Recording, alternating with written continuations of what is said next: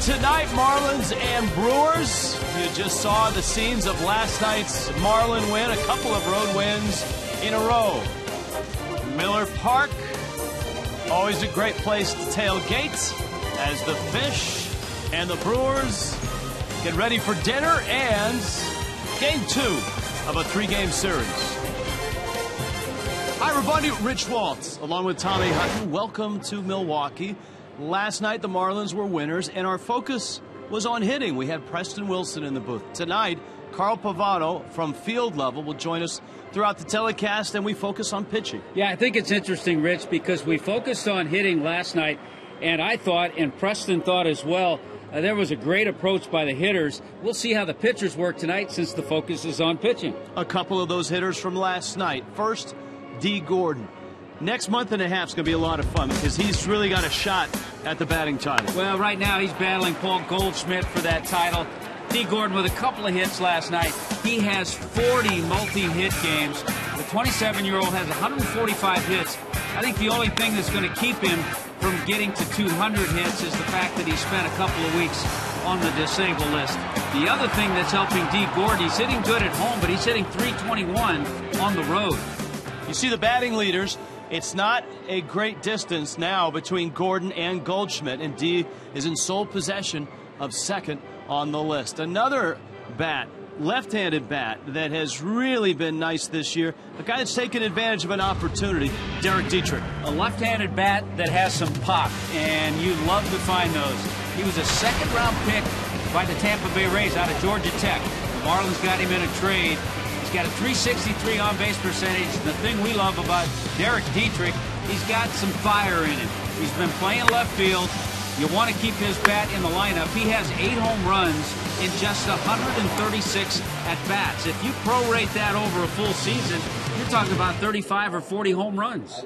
The roof is closed. Rain in the area, so they've closed the roof. The Fish and the Brewers are ready to go. When we get back, we're headed down Field Level. Carl Pavano will send the first salvo across the bow. The pitching debate begins on an email and Twitter Tuesday in Milwaukee.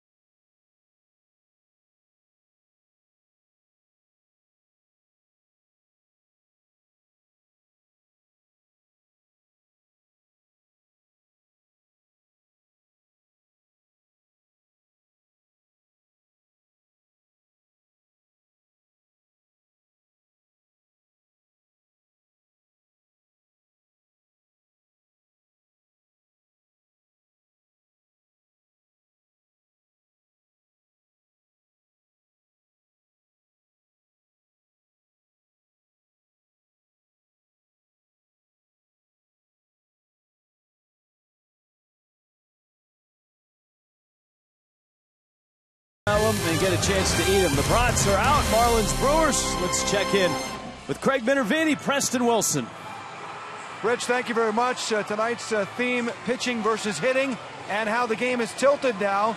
Cleaned up, that's a good thing, but a lot of swings and misses, and the offense a little different. We'll talk with Carl Pavano and Preston Wilson. But our offense is down in Major League Baseball. The pitchers are dominating. Well, you can look at a lot of factors. The one thing that I look at is the number of relief pitchers that batters are seeing. In the past, you would see 2 pitchers a game, maybe 3 at the most. Now, a team can face 5 pitchers in a night, 6 pitchers in a night. You got teams carrying 13 pitchers on their rosters to accommodate all these moves they're making. And so when you don't get to see a pitcher more often, you don't get to see his stuff, you have worse swings, worse at-bats, and I think that's why the pitching has the advantage right now. Carl, is that a fair whine from the professional hitter, Mr. Preston Wilson, I think or so. not? You know, back in the day, you had Goose Gossage. He had 3 inning he closed games in 3 innings all the time. Raleigh fingers. It's definitely changed, and every guy has a different look. Not only do they throw hard, they got different arm angles. Some are taller. Lefties throw the sweeping stuff. I mean, across the board with the matchups. Now they change, you know, the pitcher so often, it just gives a different look. No one gets really comfortable in that box. Are hitters, Preston, making it easier for guys like Pavano swinging too much, not walking enough? Well, I think hitters are going to be hitters. Some guys are going to be more aggressive. There's only very few guys in this league who can hit that 300 and have 100 walks. Those guys are very rare. So do I think hitters can do a better job? Yes, but I still think it's a symptom of facing more pitchers who are throwing harder that you don't get to see enough. All right, we'll have the debate continuing throughout the game. Carl will be on the headset with Rich and Tommy on an email, Twitter, Tuesday. Rich and the Brew Crew, Game 2. Marlins going quietly for their 6th win in 8 games. They'll do it next against Great Council's Milwaukee Brewers in a moment.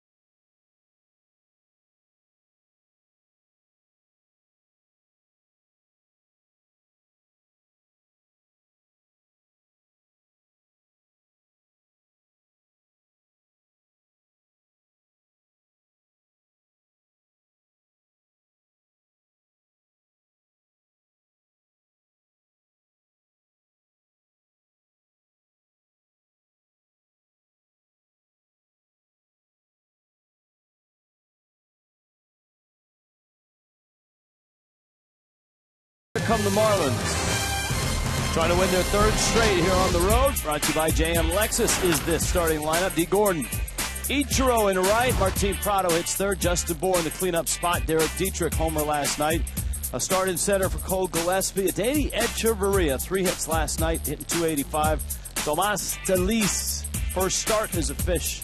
Adam Conley is in the 9 spot. Tyler Cravey, the 26-year-old right-hander. Pitch Betty brings you the first pitch, and it's a strike to D. Gordon.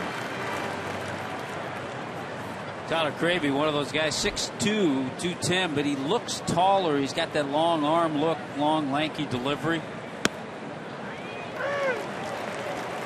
See his numbers. Looking for his first major league win. He pitched really well in his first major league start in St. Louis, but lost 1-0 to the Cardinals. Gordon reaches out, dribbles it down the first base side. Herrera gets him by a step.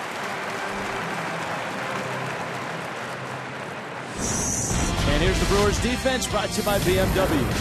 Defense sets up this way. Chris Davis, Logan Schaefer, Ryan Braun in that outfield. Hernan Perez, Gene Segura, Elian Herrera, Jason Rogers plays first base tonight. Jonathan Lucroy is their catcher. A couple of changes for Craig Counsell in his lineup tonight. Ichiro now got the start last night, an 0 for 5, and he takes a strike. Bill Miller calling balls and strikes. Ben May is at first, Doug Eddings at second, Adrian Johnson at third. Ichiro had some good at bats last night, a productive out as well. Chopper in the hole at short. Segura has to eat it, and Ichiro has got himself a base hit. That's the old, if you're a shortstop, just put it in your back pocket. You're not going to have a play. And for Ichiro, his hit total continues to rise. 2,916. And it's his 72nd this year. Gets that spot, doesn't go through, but no play for any shortstop. Martin Prado now. Offensively, the Marlins, a couple of 6-run games and a couple of road wins in St. Louis on Sunday, here last night. Prado takes a strike. Martin Prado figured in last night's ball game. Sacrifice fly and a single. Marlins made quick work of Matt Garza last night. Justin Nicolino went 6 2/3 to pick up his second major league win.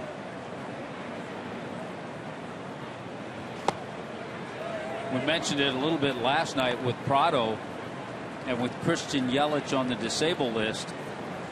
Martin Prado for just the third time hitting in the number 3 spot in the lineup. Yelich available to come off the disabled list next Monday.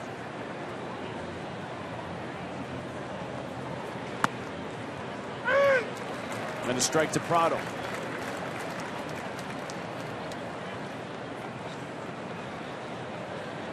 One and two.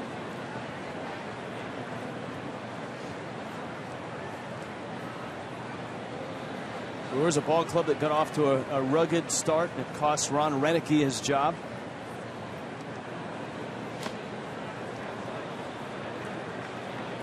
Since the Marlins have never seen Tyler Cravey.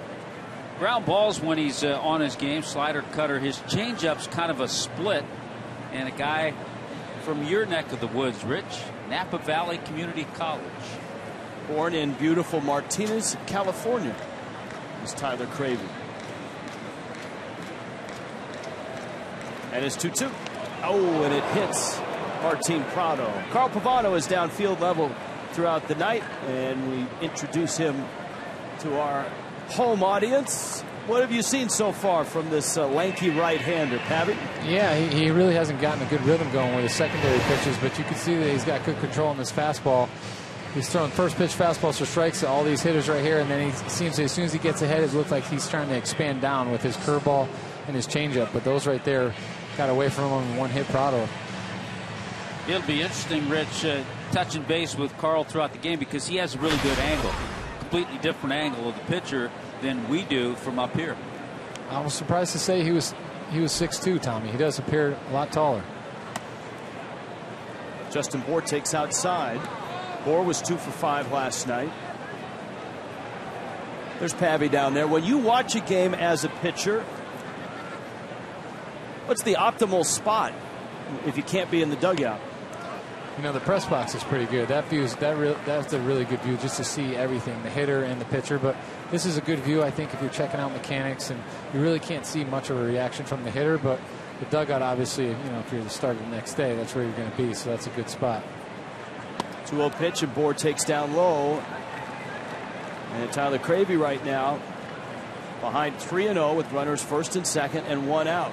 what has helped Justin Bour in this at bat. He laid off that changeup, the split that Cravey likes to get hitters to chase.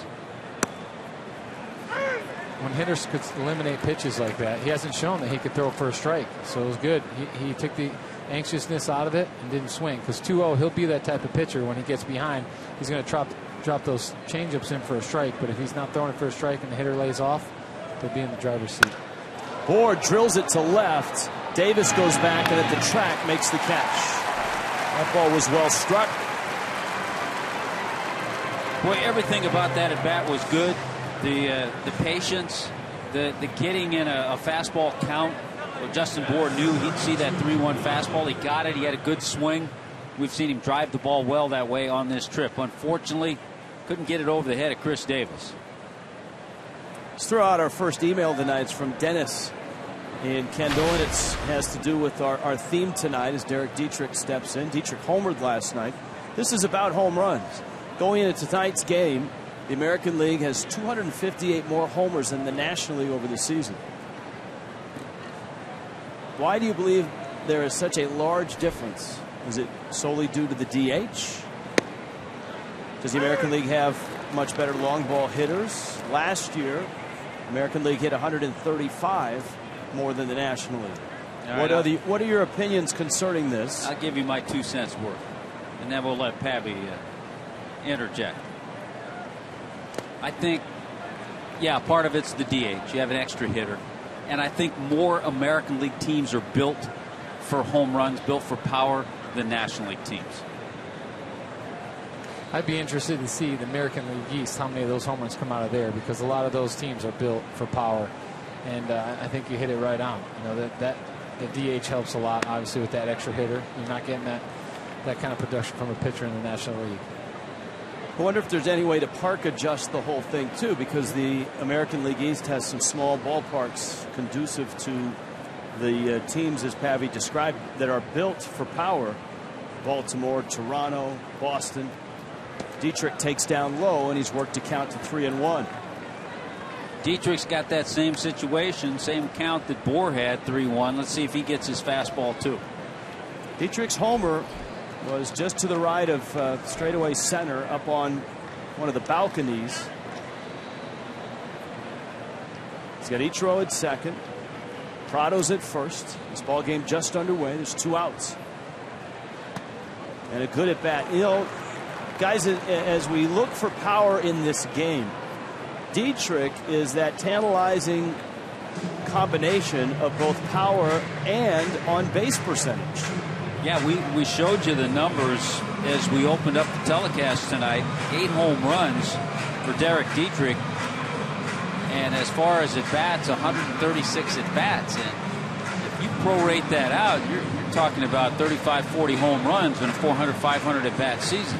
And an on-base percentage of 365. That's gold. That is the gold currency right now in baseball. Pavy, it used to be, 5-8 years ago, pitching was king. Now teams are looking for hitters, aren't they? Yeah, they are. And, you know, I think Dietrich, he's another one of these guys that got an opportunity because of some injuries and some poor performance. You know, last year he did the same. He kind of went backwards. I think this time he went to AAA with that little bit of experience last year. Helped him become a little more consistent, and you can see it now. Cole Gillespie, bags loaded. And strike. By the way, I thought it was interesting the 3-1 pitch to Dietrich was not the fastball. He went to that changeup and missed with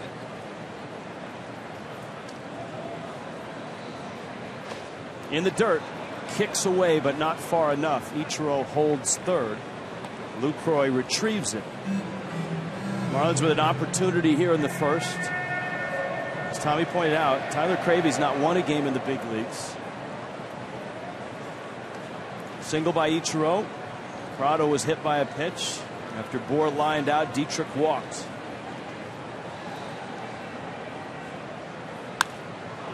And Gillespie fouls it back. Been a nice trip for Cole Gillespie.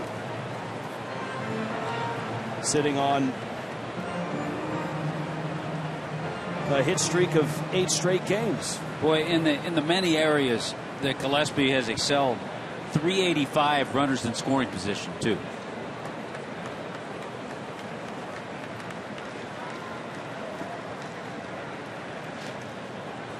Again, Lucroy has to slide out and smother. He's really having a tough time with his secondary pitches, trying to throw him for strikes. He's one of those pitchers you got to go up, I feel, and if it's down, you got to lay off of it because nothing's staying in the zone. That last pitch was a slider, the only thing that's really been above the belt. Gillespie lines it into right field. That's a base hit. Ichiro scores. Prado right behind him. Dietrich racing for third. Harris will send him. He will score. Gillespie knocks them all home with a triple. And it's 3-0 right out of the gate for Miami. Boy, the Marlins had a bases-clearing triple from Derek Dietrich in St. Louis. Cole Gillespie had some great at-bats. He has this entire trip. And for Gillespie, a 9-game hitting streak, got to that fastball count, didn't try to pull it, and sliced it into that corner with some authority. And got it down deep enough in that right field corner that everybody was able to score.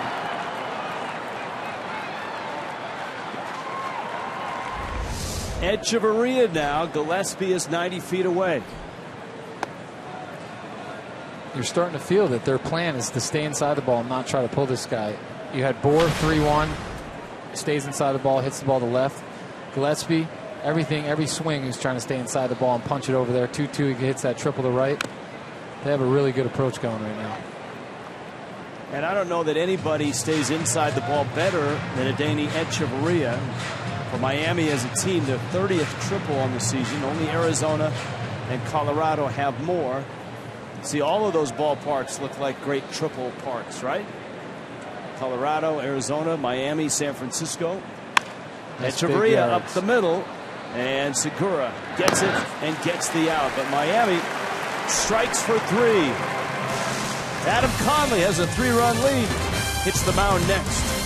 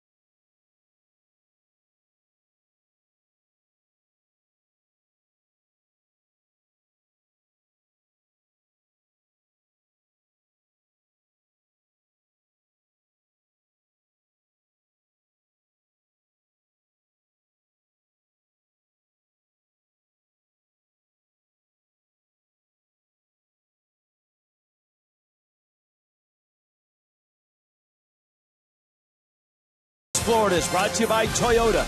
Let's go places. By Vico Painting Contractors. For top quality work and excellent customer satisfaction, visit VicoPainting.com. By AutoNation. Save on over 70,000 vehicles now. Visit us online at AutoNation.com. Night falling in Milwaukee. The Marlins bust out with 3 runs in the first. Okay. Adam Conley going for the fish.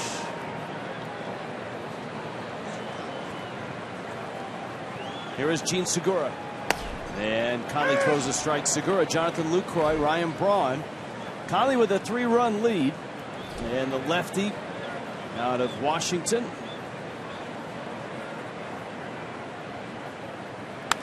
Actually grew up in the Tri-Cities area and then moved to Olympia. Played his college ball at Washington State. Segura in the leadoff spot last night. Couple hits, including a double.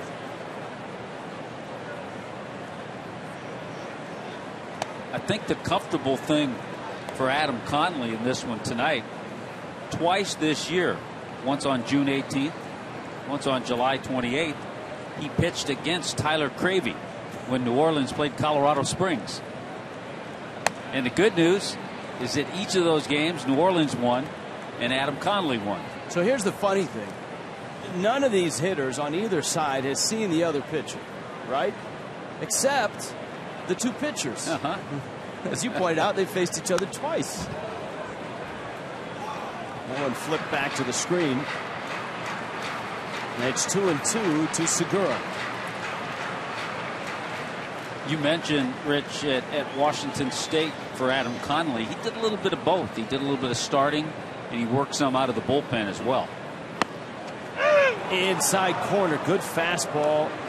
Segura was leaning out. Conley came in, and he gets the strikeout. Milwaukee's lineup, as penned by a former Marlin World Series hero, Craig Counsell. It's brought to you by JM Lexus. Gene Segura in that leadoff spot. Jonathan Lucroy hits second. Ryan Braun in right field. Chris Davis up to the cleanup spot. Jason Rogers hits fifth. Hernan Perez at third. Elian Herrera at second. Logan Schaefer hits eighth, and Tyler Cravey slotted ninth. And here's Lucroy, who takes a strike. By the way, that pitch that caught Segura looking was a good pitch. It was on the inner half, a pitch that Nicolino used really well last night, too. This leads me to a question I have for Pav. Pav, as a pitcher, when you're charting in the dugout the night before, does it help if the pitcher on the mound that you're charting is similar to what you throw? I think it does as far as getting a game plan together, but sometimes that could work against you, like we touched on. When you got similar guys with similar stuff, and they see, and it all appears, kind of out of the hand the same way. Sometimes it's advantage to the hitters because they're seeing that kind of same stuff. But more times than not every guy is exactly alike. But it does help to see, if you have similar fastballs and you're a fastball changeup guy or a fastball, curveball or slider guy, to see how it works from the starter before you, it definitely helps out. Well, and if you're Dan Jennings, Miami's manager, ideally you'd like to break up the lefties. The problem that the Marlins have all of a sudden is a surplus of lefties in the rotation. Here's how to get a hold of us tonight. At Fox Marlins. FoxMarlins@gmail.com on Twitter, Instagram, or the old-fashioned way with an email. Fastball check swing. I think he did. Home plate umpire actually called it. Bill Miller did, and Lucroy strikes out. And Conley, who had struck out just 9 in 18 innings coming in, has 2 punch-outs, the first 2 he faces. A couple of good pitches. Check on the defense behind Adam Conley, brought to you by BMW. There's Dietrich and Gillespie and Ichiro in the outfield. Martin Prado, Echeverria, D. Gordon, Justin Bohr around that infield. Tomas Telis does the catching in this one tonight.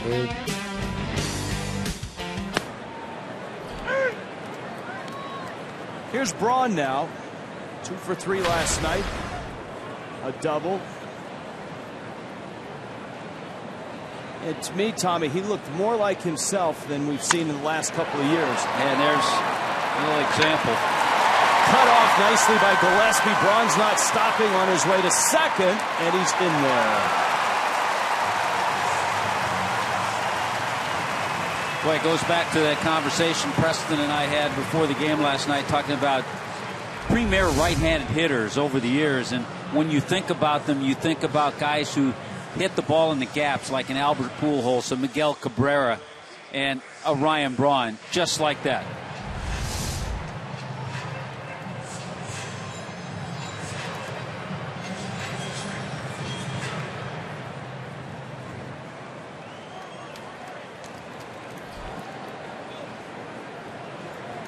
Now Chris Davis.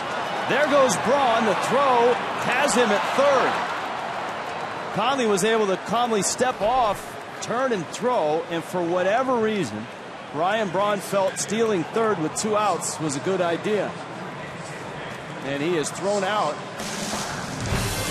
And the Brewers are done in the first.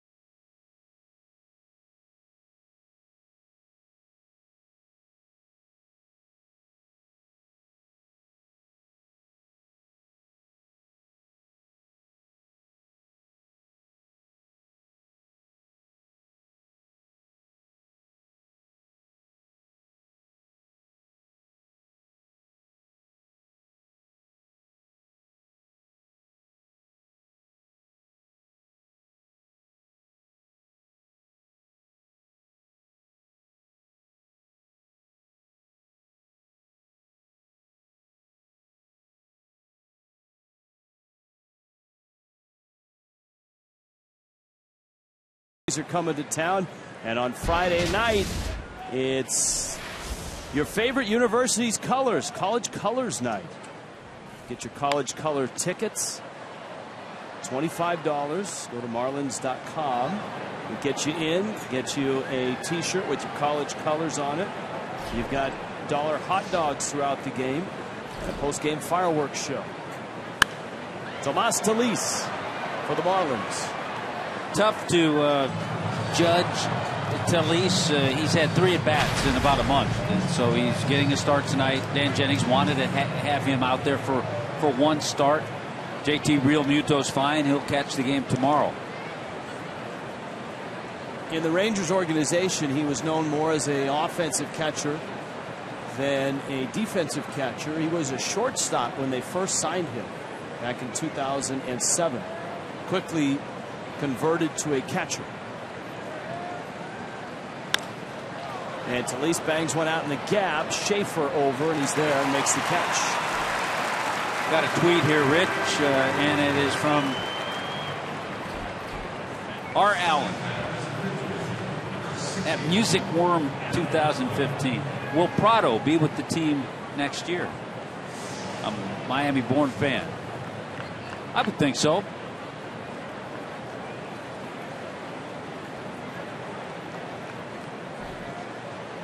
I think the one area with Martin Prado you'd like to see, he's such a great leader in that clubhouse, on the bench. You'd like to see a little more production, and that can change. But he has been solid at third base. He's steady. Martin Prado is one of those guys, he's got such a long track record. You know what you have.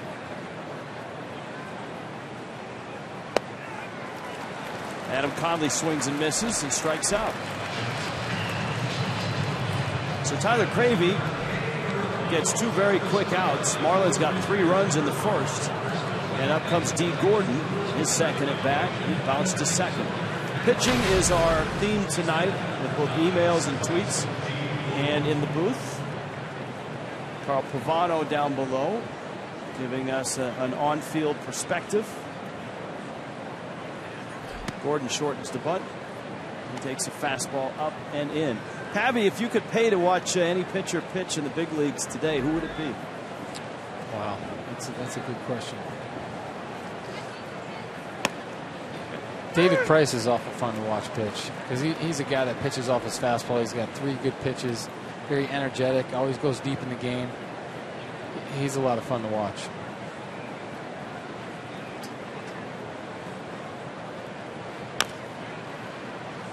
I might go with a Clayton Kershaw. We are fortunate enough to watch Jose Fernandez pitch, and the Marlins are certainly hopeful that Fernandez is on his way back. And Rich, I should remind you, they actually pay us to watch Jose Fernandez. That's a pretty good deal. 1-2. Gordon takes it out. It's 2 balls and 2 strikes. We thank the nice folks at Fox Sports Florida for that. Yeah, we do.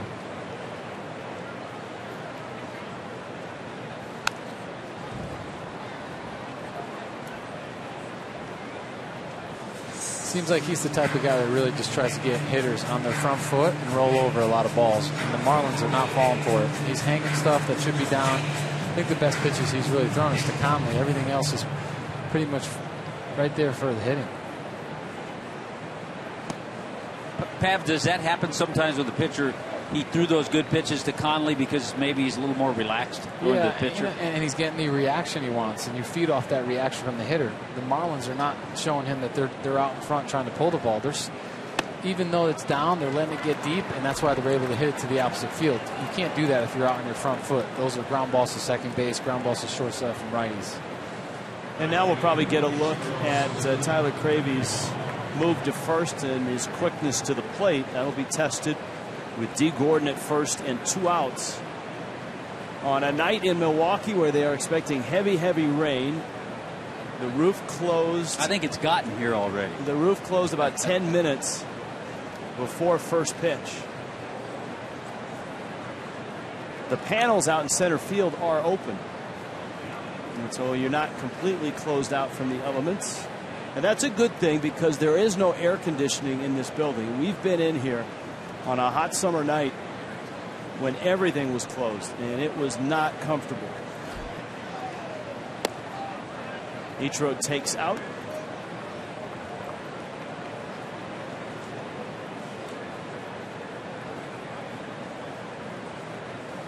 The good news is it's supposed to blow through here in a couple of hours.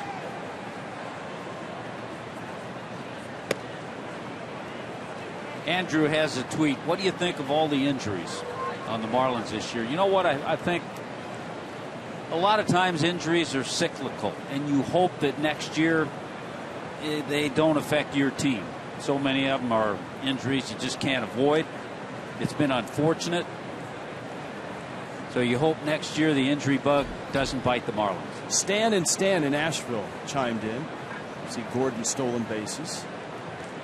We want to know if you feel like Dietrich and his power must be part of the 2016 team. You got to find a way. If he keeps doing what he's done, you have to find a way to, if not on an everyday basis, a game in left, a game at first, a game at third. So he could become your Ben Zobrist without being able to play maybe shortstop. However, you have to get his at-bats. I mean, I think that's how Zobrist got his at-bats, doing that, and then he finally, I think he stuck in right field where he played the majority of his times, but it took a while. Ichiro to right, Braun is back, and he's there and makes the catch. Miami leads the runner. More emails and tweets. A 3-0 Miami lead early.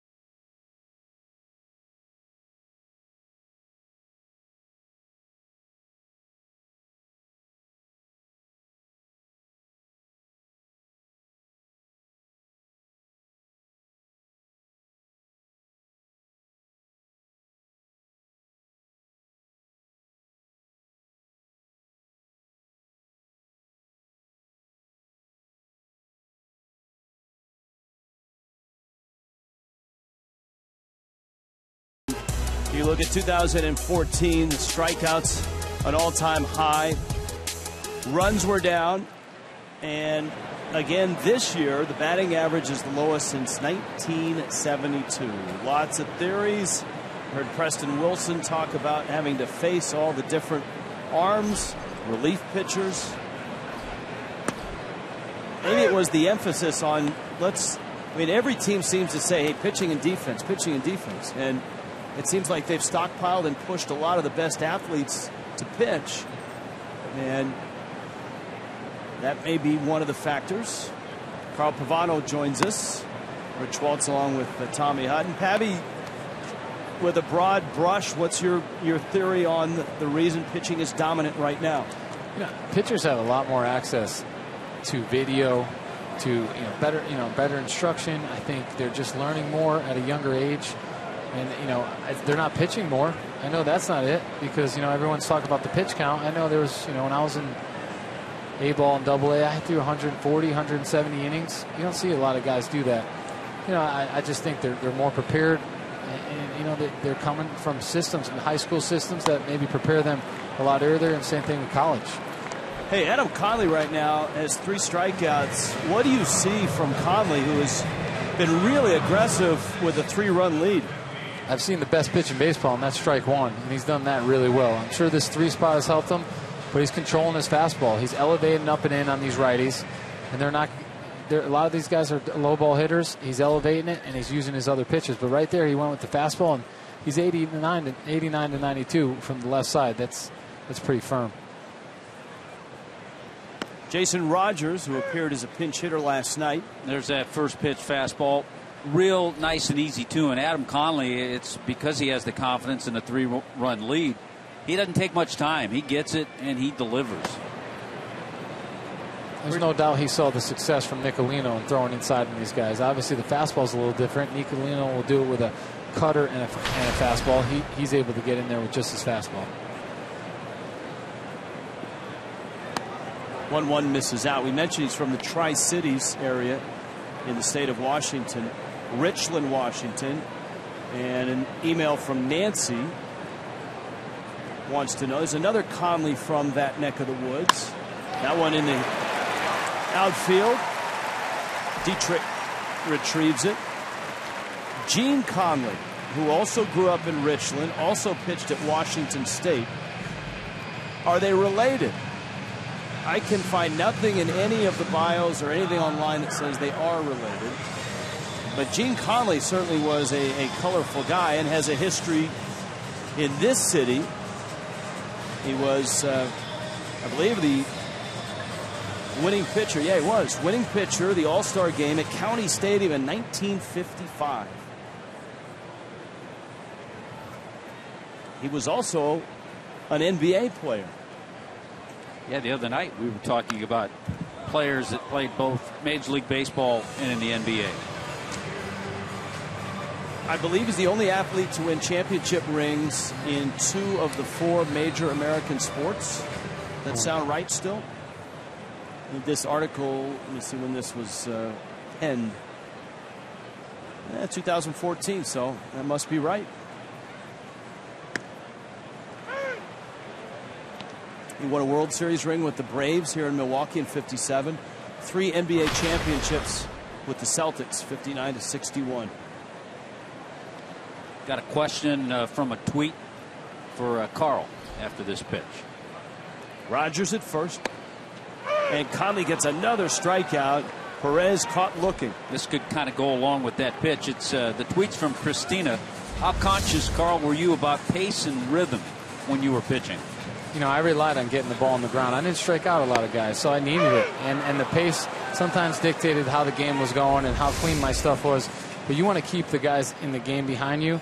You have to move at a good pace. You have to be throwing strikes. You can't be getting guys on their heels. When they score runs and you go out there, you need shutdown innings. That helps the pace more than anything, along with getting the ball and throwing it.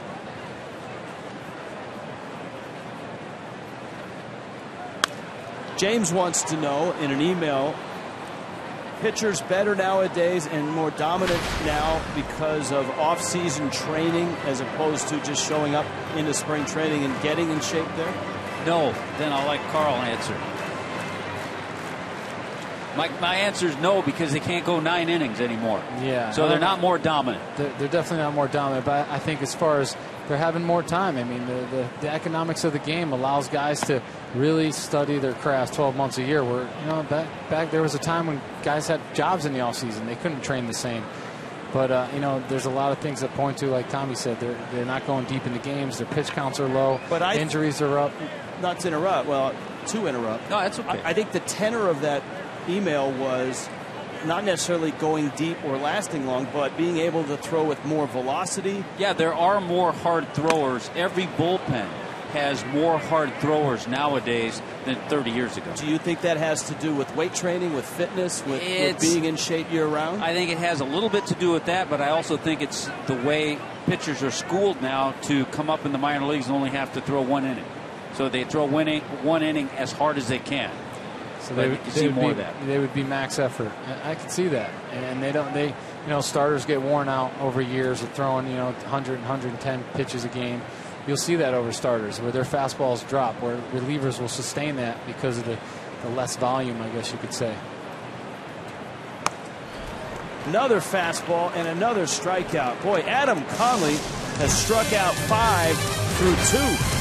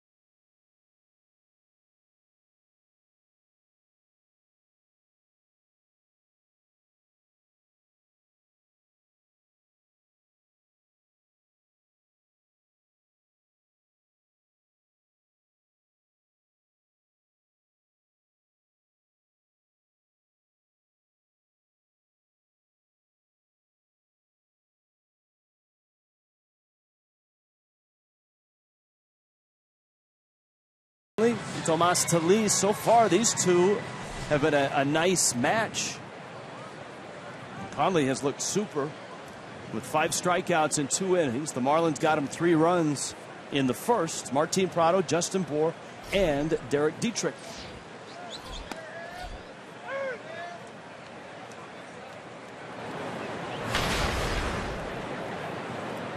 Prado hit by a pitch back in the first.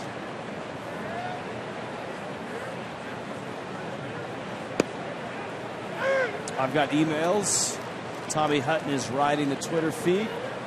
Yeah, I got a quick one. We talk about this often. Who calls the majority of pitches? This is from Craig from CRM. Pitching coach, catcher, manager. At the major league level, the catcher does. At the minor league level too, right, Pavy? I know in college there's a lot of coaches and pitching coaches in college that will call the game. Once you get to the minor leagues, it's on the catcher.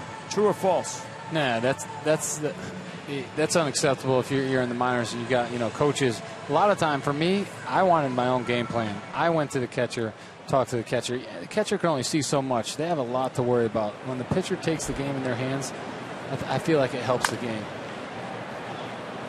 Catchers can't do it all. I mean, there's only so much they could see. As a pitcher, you could see everything. You could see when guys are on their front foot, how they're reacting to your fastball inside. Are they on your pitches? Where they're following them back? You could see it in a clearer view than the catcher. So, you got to work with your catcher. You can't rely 100% on the catcher. Who in particular, Pav? You don't have to zero it down to one, but maybe a couple of catchers who you really enjoyed throwing to.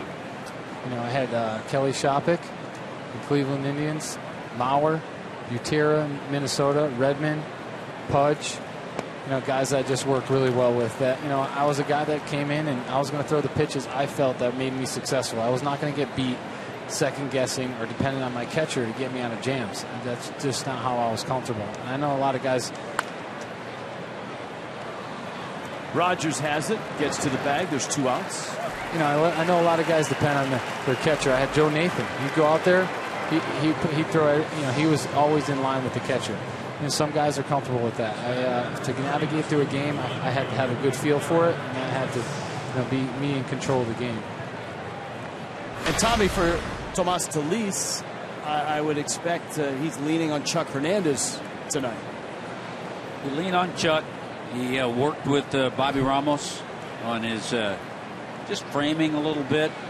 He's a little raw as a defensive catcher, but learning and getting better. But yes, spent a lot of time with Chuck and with Connolly to talk over what they wanted to do. Derek Dietrich walked in the first. All things now are pointing that they're on the same page because they're making some good pitches. That last pitch from Connolly was 95 too, guys. That's the thing about Connolly, guys, is that, you know, you look at the scouting report and the velocity doesn't jump out, and then all of a sudden 95 comes out of his hand. Yeah, we're seeing it tonight. Dietrich gets into that one, drives it right center field and deep and off the wall with a big thud. Dietrich headed to second, and he just gets there. The throw drifted into the base path, and as Segura went to catch it, Dietrich was just arriving. And that nearly got out. Another extra base hit for Derek Dietrich. Finds that gap. He appeared to be going hard. It's just a good play in the outfield. Well played by Logan Schaefer. Good throw would have really been exciting.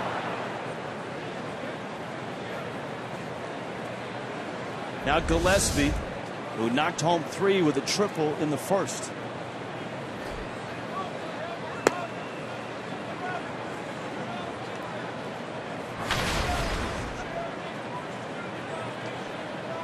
Cole Gillespie, a guy that, much like Derek Dietrich, has taken advantage of injuries and opportunities.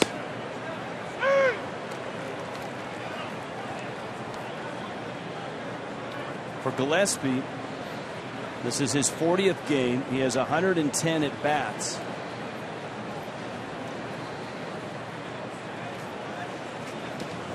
A .350 slugging, or excuse me, a .350 on base,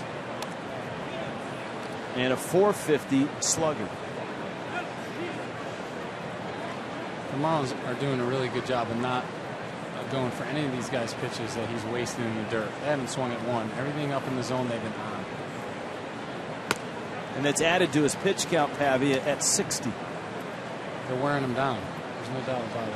Rich, the thing about Gillespie, when you look at his other opportunities, Arizona, San Francisco, Seattle, Toronto, this is the most at bats he's ever had. So he's settling in, and he's been given the best opportunity of his time as a major leaguer with those other teams.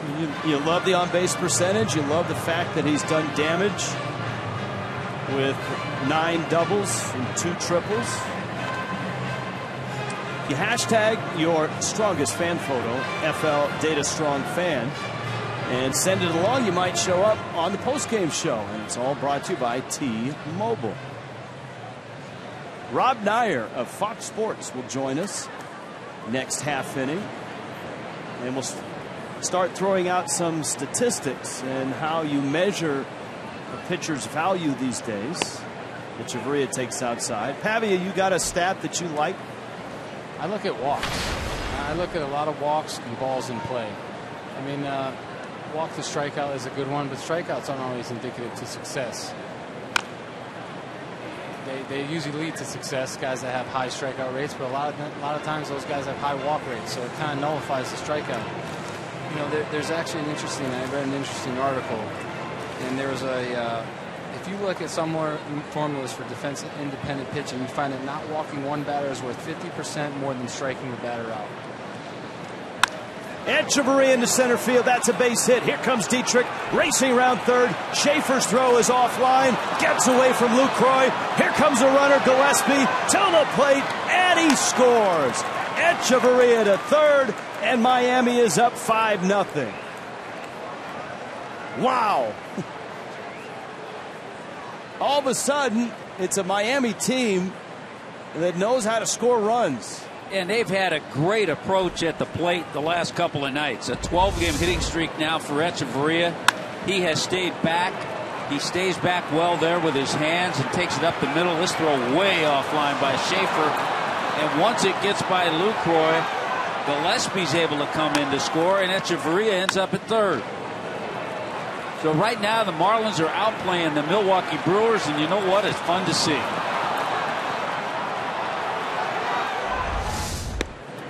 Here's Talise, and he takes the strike. Talise hit a liner out to center for the first out of the second inning.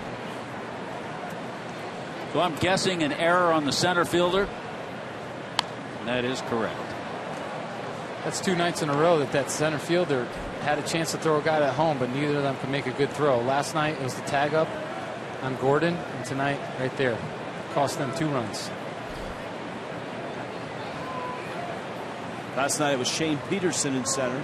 It's Logan Schaefer out there tonight. Chopper, and it kicks off the glove of Herrera, and another run scores. Herrera got blocked out by his first baseman. And Rogers, Jason Rogers, who's over there at first, really shouldn't have been there. Herrera had the ball all the way. And Rogers got in front of him, and I really do believe he blocked him out.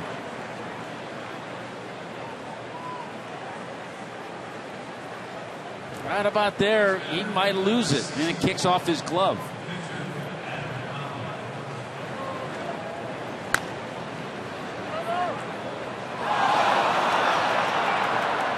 It also looked like that ball had an awful lot of topspin on it. Here is Conley now, who did not hit at all at Washington State. Arrives in the big leagues and promptly gets a hit. Well, he arrives to the plate with a 6-0 lead, too. That's always a good feeling. Second AB in the third inning.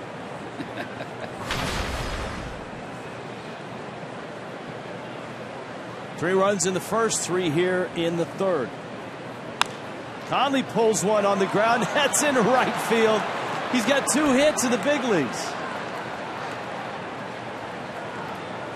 For a guy that didn't hit in college. And Craig Counsell right now is in a hole. He'd love to get more out of his starter, Tyler Cravey. He doesn't really want to get to his bullpen this early, but right now the bullpen is starting to stir. Adam Conley, Rich, now 2 for 5 as a major leaguer. And look at the pitches by innings. How about that 2 for 5?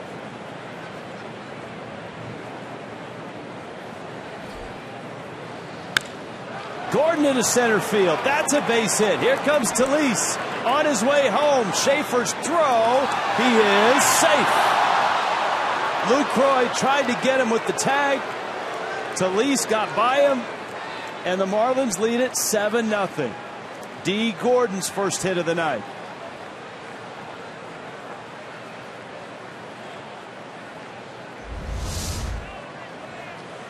This throw a little bit better by Schaefer. Up the line, though, Lucroy has to come, and when he comes up the line, Talise is able to get around him. Good job on his part to just step around, touch the plate with his left hand. Brewers are looking at the replay. That's one of those tough angles. And you can tell by the body language of Craig Counsell. And Lucroy. There wasn't much of an argument by Lucroy. You know, a year ago, that would have been blocking the plate.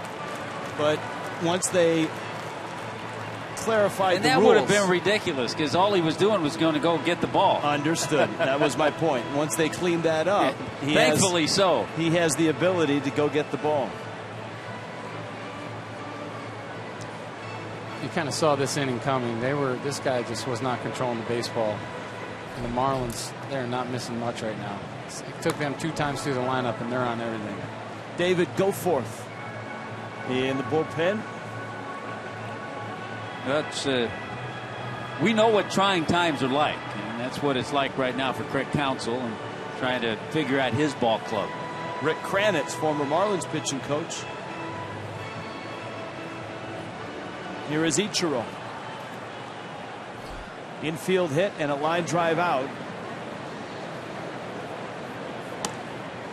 And Cravey's pitch count is up. He's at 72. And he's not out of the third inning.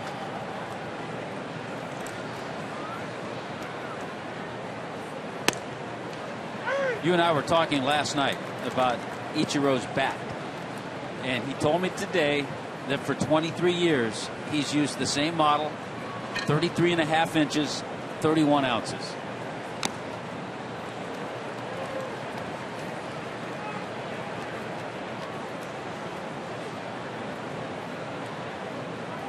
One and two to Ichiro. Ninth man to come to the plate. 4 have scored. And he pulls that one foul.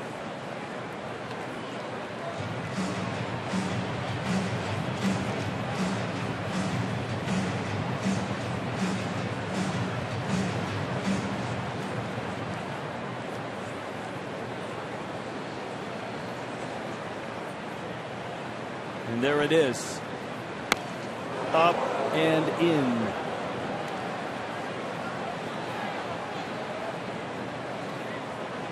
Two and two.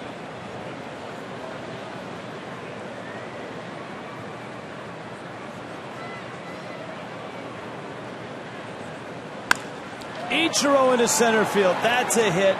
Conley's going nowhere, though. Lenny Harris would have tackled him had he rounded third. And so Ichiro's got 2 hits. Bags are loaded. Here comes Prado, and here comes Craig Counsell.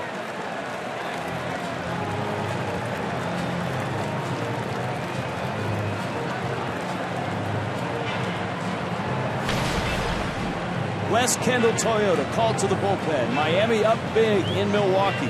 It's 7-0.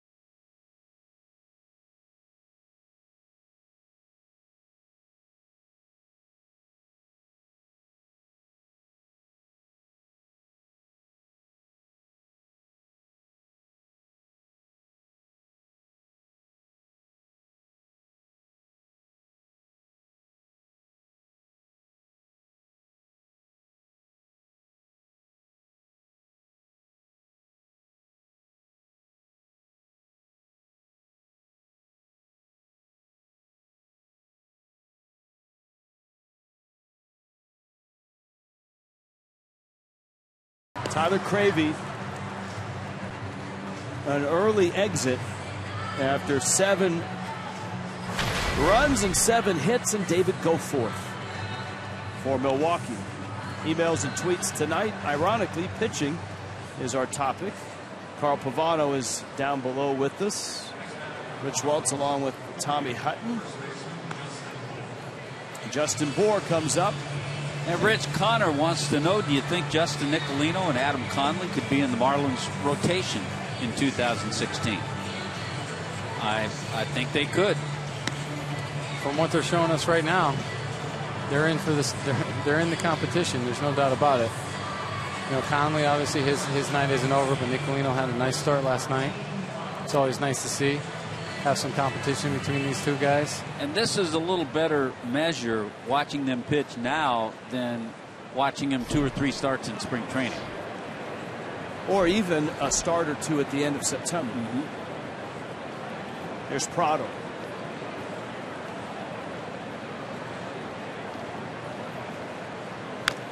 Prado fouls it. And Carl, isn't that what you want in spring training if you're a major league organization?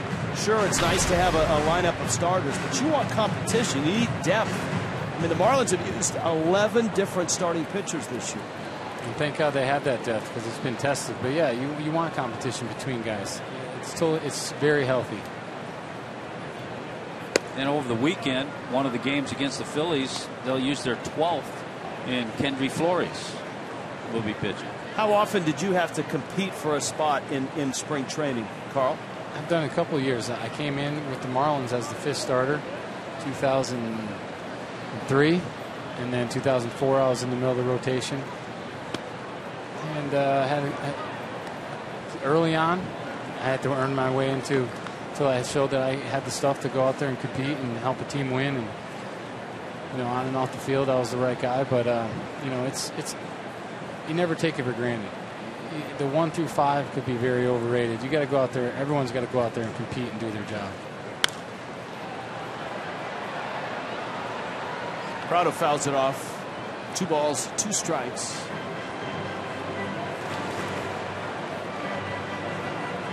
Stan wants to know, should the mound be moved back? With all the strikeouts, not enough action.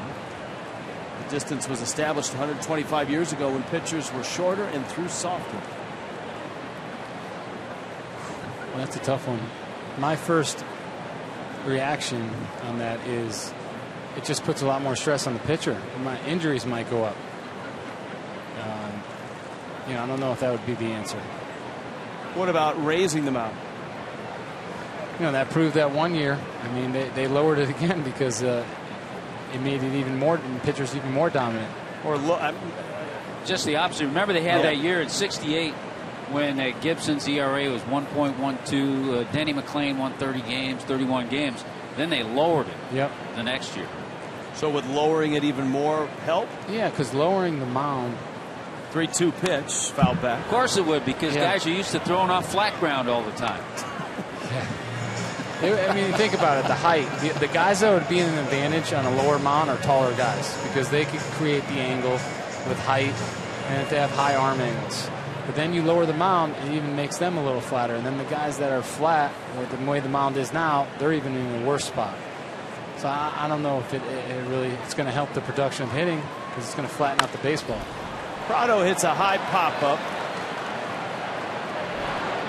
Rogers makes the catch. And the Marlins have a big inning. Adam Conley and the Fish up 7-0.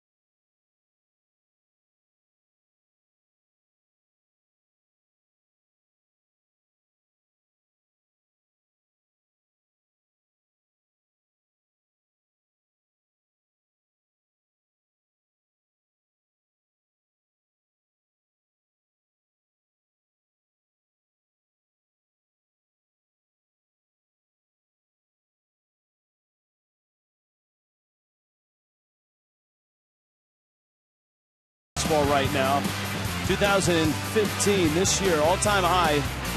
Over 22% of all swings are misses. Lowest in history of putting pitches in play, and the 4th lowest ever walks per game. So to me, you could say, hey, pitchers are better, but maybe it opens the door to say approaches are different by hitters, and that's leading to more success by pitchers. Yeah, I think you have to throw some of this on the hitters, too. And a hitter's approach certainly different than 30, 40 years ago. A lot of bats are different, thin handles, big swings. Nobody's embarrassed about striking out anymore. What did Gary Sheffield tell us the other day when he was on with us? He was embarrassed when he struck out. Never struck out 100 times. Gary Sheffield over 500 home runs. And I think that's how you used to come up and play. You didn't want to strike out. There was a lot more contact. Now that is different. Plus you add the hard throwers. Much more of them that you're facing. Logan Schaefer knocks one into right field for a base hit as Adam Conley goes back to work here in the bottom of the third inning. Pitcher's spot is up now. David Goforth will get the at-bat. And then you've got Gene Segura out in top. Craig Minervini joins the party. Craig? Thank you, Rich. Adam Conley making his third career start. His first two starts, July 11th, Cincinnati. The Marlins scored 14 runs. They won 14-3. He got the victory. Last time, August 12th against Boston, he didn't last the 5 innings, so he got a no decision. But the Marlins scored 14 runs again. And look at tonight, they got 7 through 3 innings. I think he likes this run support. Some of his other pitchers might be getting jealous on this ball club. Yeah, you're right, Craig. In that Boston game, Conley 4 2/3 inning, he gave up 4 runs. So he was an out shy away from qualifying for his second big league win. Gave up that big home run to David Ortiz.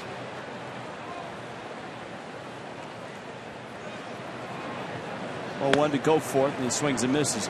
Carl Pavano, your career stretched through almost a couple of eras in baseball.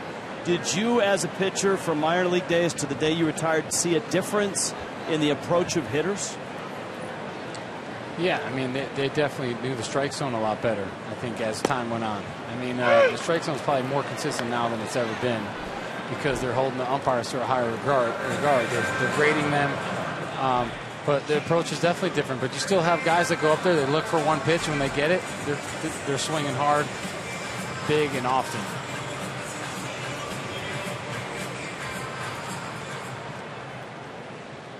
One out here, bottom of the third, 7-0, Miami on top. Emails and tweets tonight. Our tradition, which was started, I believe, in 2006 here on Marlins television. Segura pokes that one into right. Schaefer will stop at second. And the Brewers have runners at first and at second. Saturday Spectacular on the 22nd. Marlins and Phillies at 7:10. South Florida Ford Dominican Heritage Night presented by the Dominican Republic has it all. Pick up all-you-can-eat seats, just $35. Go to Marlins.com. Secure your seats today. Got a tweet from John Rich, I think, up in the Northwest. He's saying Conley was the most locked-in, focused high school kid I've ever seen on the hill. He was fun to watch, even more now. So that's a Northwest crack staffer. Yes. Checking in. Here's Luke Croy. I talked to Conley yesterday about his college career. He did not have a great freshman year at Washington State. Very frustrated, thought even of transferring. That one dumped down the right field line. Foul. Came back his sophomore year and ended up in the bullpen and ended up closing. Yeah, his sophomore year, he was in 29 games, just 5 starts. Then as a junior, not overwhelming numbers. He was 6-7, had an ERA of about 3.5 in 16 starts as a junior. I think you're starting to see these Milwaukee guys aren't trying to pull him anymore when he goes in. Everything's been hit to right.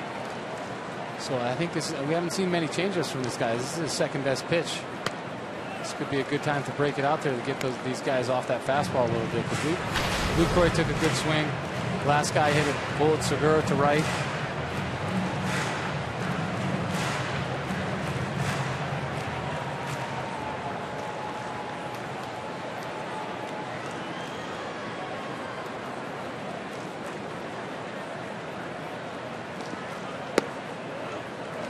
There's the changeup. There it is. And it misses. But you know what? For me, just watching Luke Croy's reaction to that, he stutter-stepped a little bit. It surprised him a little bit. He didn't swing at it. He didn't look like he wanted to offer at it, but it just got him out on his front foot just a little bit, and that's going to help him with that fastball that he likes to throw in, because before that, he had a good timing on his pitches.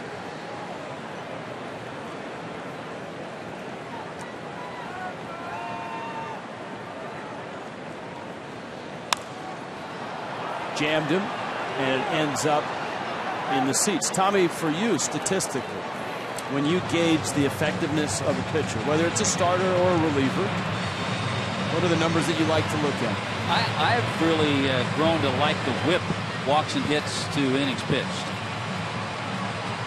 Because you're out there on the mound. If you can keep few base runners, you're going to have a better chance to win.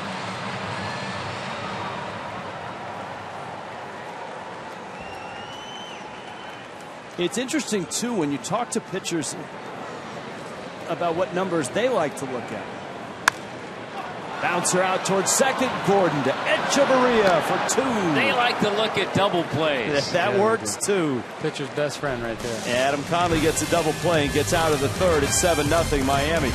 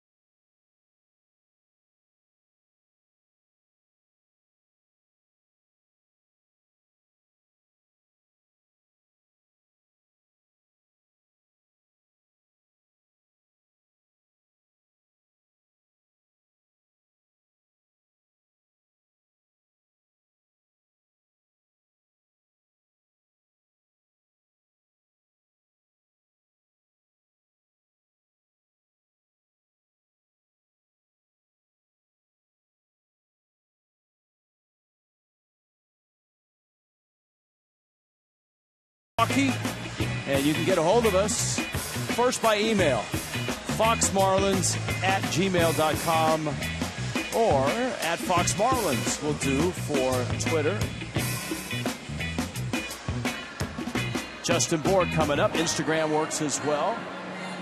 Raleigh Fingers. Now, I guess the other thing about pitching that's very different from when Raleigh Fingers was doing it for the Oakland Athletics, then the Padres, then here in Milwaukee, is that modern-day bullpen, that parade of guys that come in blowing 96, 97.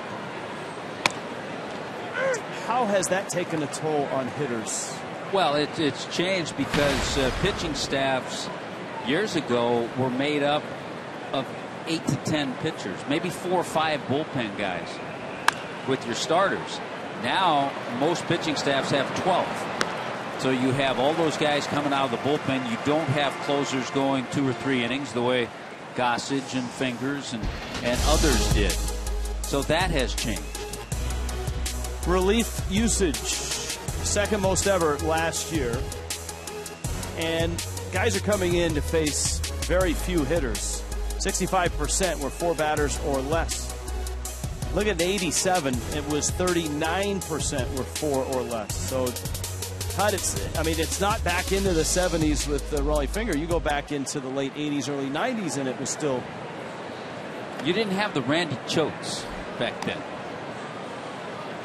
They might not have as much stats showing, the matchups, how this guy has success, and there's no rhyme or reason. So they take him out and put him in the guy that's having more success, and it limits their number of pitches, their outs that they get.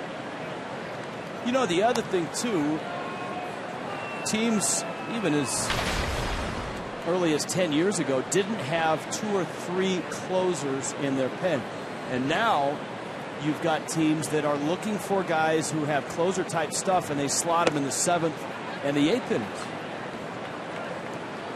mean, the Marlins, when healthy, Carter Capps is the 8th inning guy. He's hopeful back soon. That's good point Carl made about the stats in the Marlins dugout, and I'm sure somewhere where Craig Counsell can get to it quickly are the matchups of every pitcher against every Brewer hitter, and Counsell will have all the matchups of his pitchers against the Marlin hitters. And you don't see a lot of managers take, all right, we're going to let the guy go, see if he can get through it. They just, this is where we wanted him. We're going to take him out and put someone else in at this time. Dietrich sends it into right center field, and it falls for another hit. A double in the 3rd, a single here in the 4th, and we check in with Craig Minervini. Well, guys, Cole Gillespie getting the start tonight. Fans may be wondering, hey, Marcell Ozuna's back. Why isn't he starting? Well, Dan Jennings said, I know Ozuna got the double and a walk, and he scored a run in the ball game last night, but he said, we have 4 outfielders right now, and Cole Gillespie has just earned his playing time. He wants to get him in there. He's had a .400 August now. That's second in the National League. He's up to .318 on the season. He's getting his 27th start. He's played solid D. He's really earned his stripes here. And so what Dan says is every 4 games, somebody's going to get a day off. We'll go with a hot hand for sure, but one of these 4 guys is going to sit out. We're going to try and keep everybody fresh and ready to go. Gillespie tonight, well, I'm sure the manager's happy to see him come through with that big 2-out, 3-run triple in the 1st inning. Well, Craig, the 2 guys that we've talked about that have really taken advantage of opportunity tonight have been on base all 5 times. Dietrich a walk, a double, a single. Gillespie a 3-run triple and a walk. Tell you what, back to the screen. Players appreciate that too, to know that you're going to get that opportunity, and if you continue to perform, you'll keep getting that opportunity. David Goforth. Tyler Cravey started this ball game, could not get through the 3rd inning.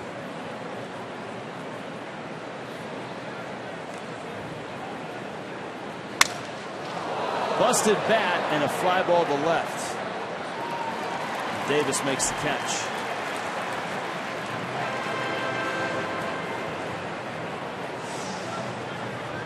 South Florida Honda Dealers brings you Marlins Live. And on Thursday night, it's the Phillies for 4. Jeff Conine, Craig Minervini out in center field. Phillies hit town. Kendry Flores, come on down. You're the next starter. Yeah, number 12. In the Marlins rotation. Hey, a quick tweet from Kelly. Kelly wants to know, are we ever going to get to see Jose and Stanton play together this season? We hope so, Kelly. There's some sentiment. Some people have said, well, why even pitch Jose in September? Why even bring Stanton back? Just let him rest up for next year. That sounds good in theory. 1-0 to Echeverria. But you talk to any baseball person, and they will tell you it's important to get those guys back on the field healthy and performing, so that you know they're healthy and you know what you have going into spring training. So when you sit down in October and November and you make trades or sign free agents, you have a pretty good idea of what you have coming back in the spring.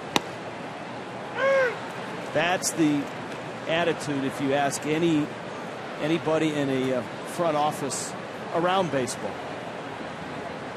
I personally, and I've said it before, I want to see Jose pitch a couple of times before this year's out just to see how he is. I don't want to wait 6 months and then have some little things crop up in spring training. I don't think the organization does either. I don't think Jose does either. No, he wants to get back out there.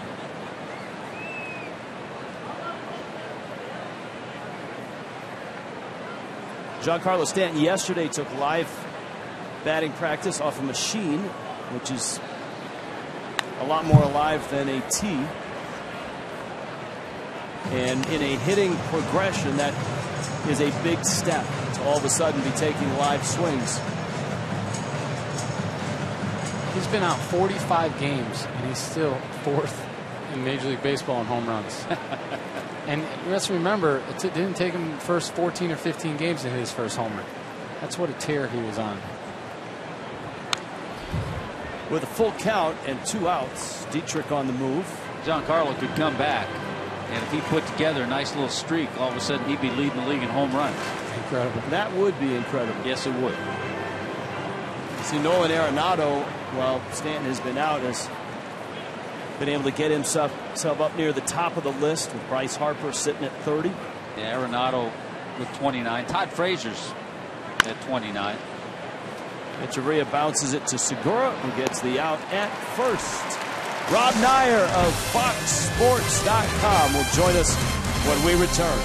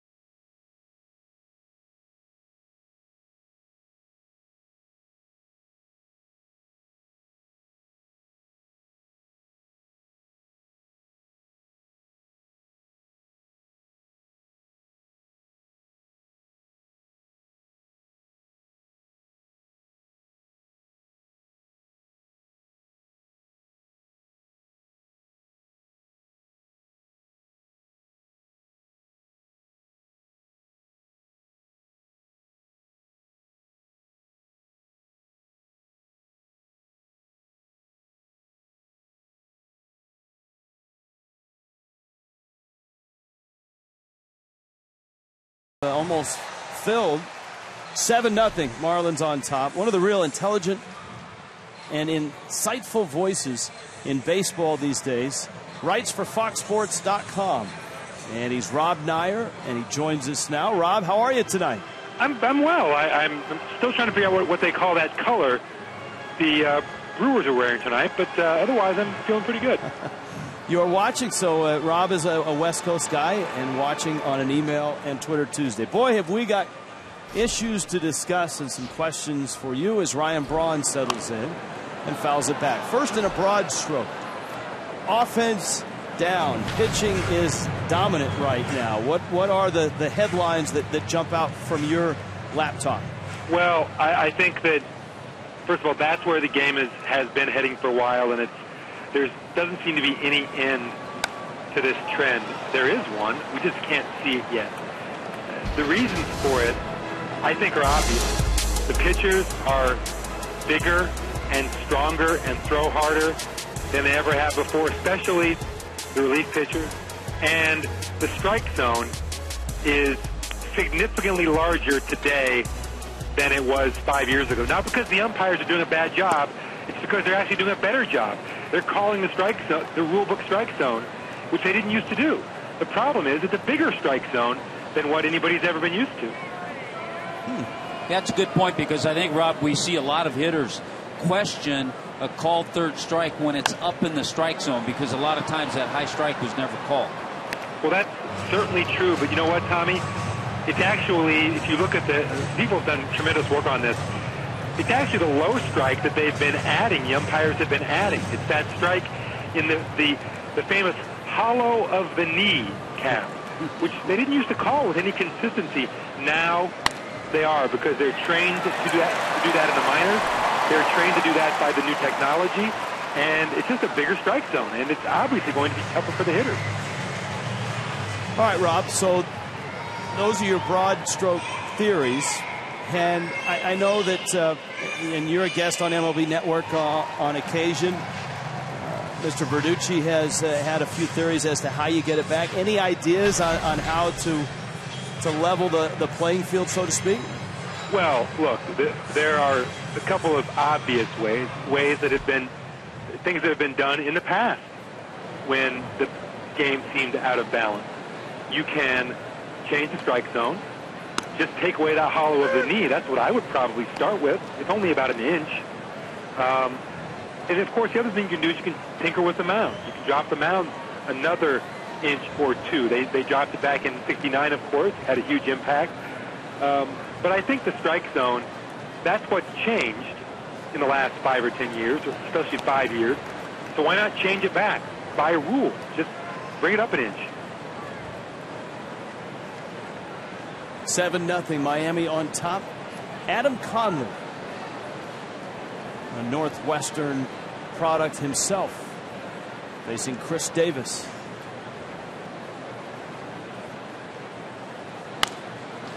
Bouncer wide of third. How much impact does the modern bullpen have on the offensive numbers?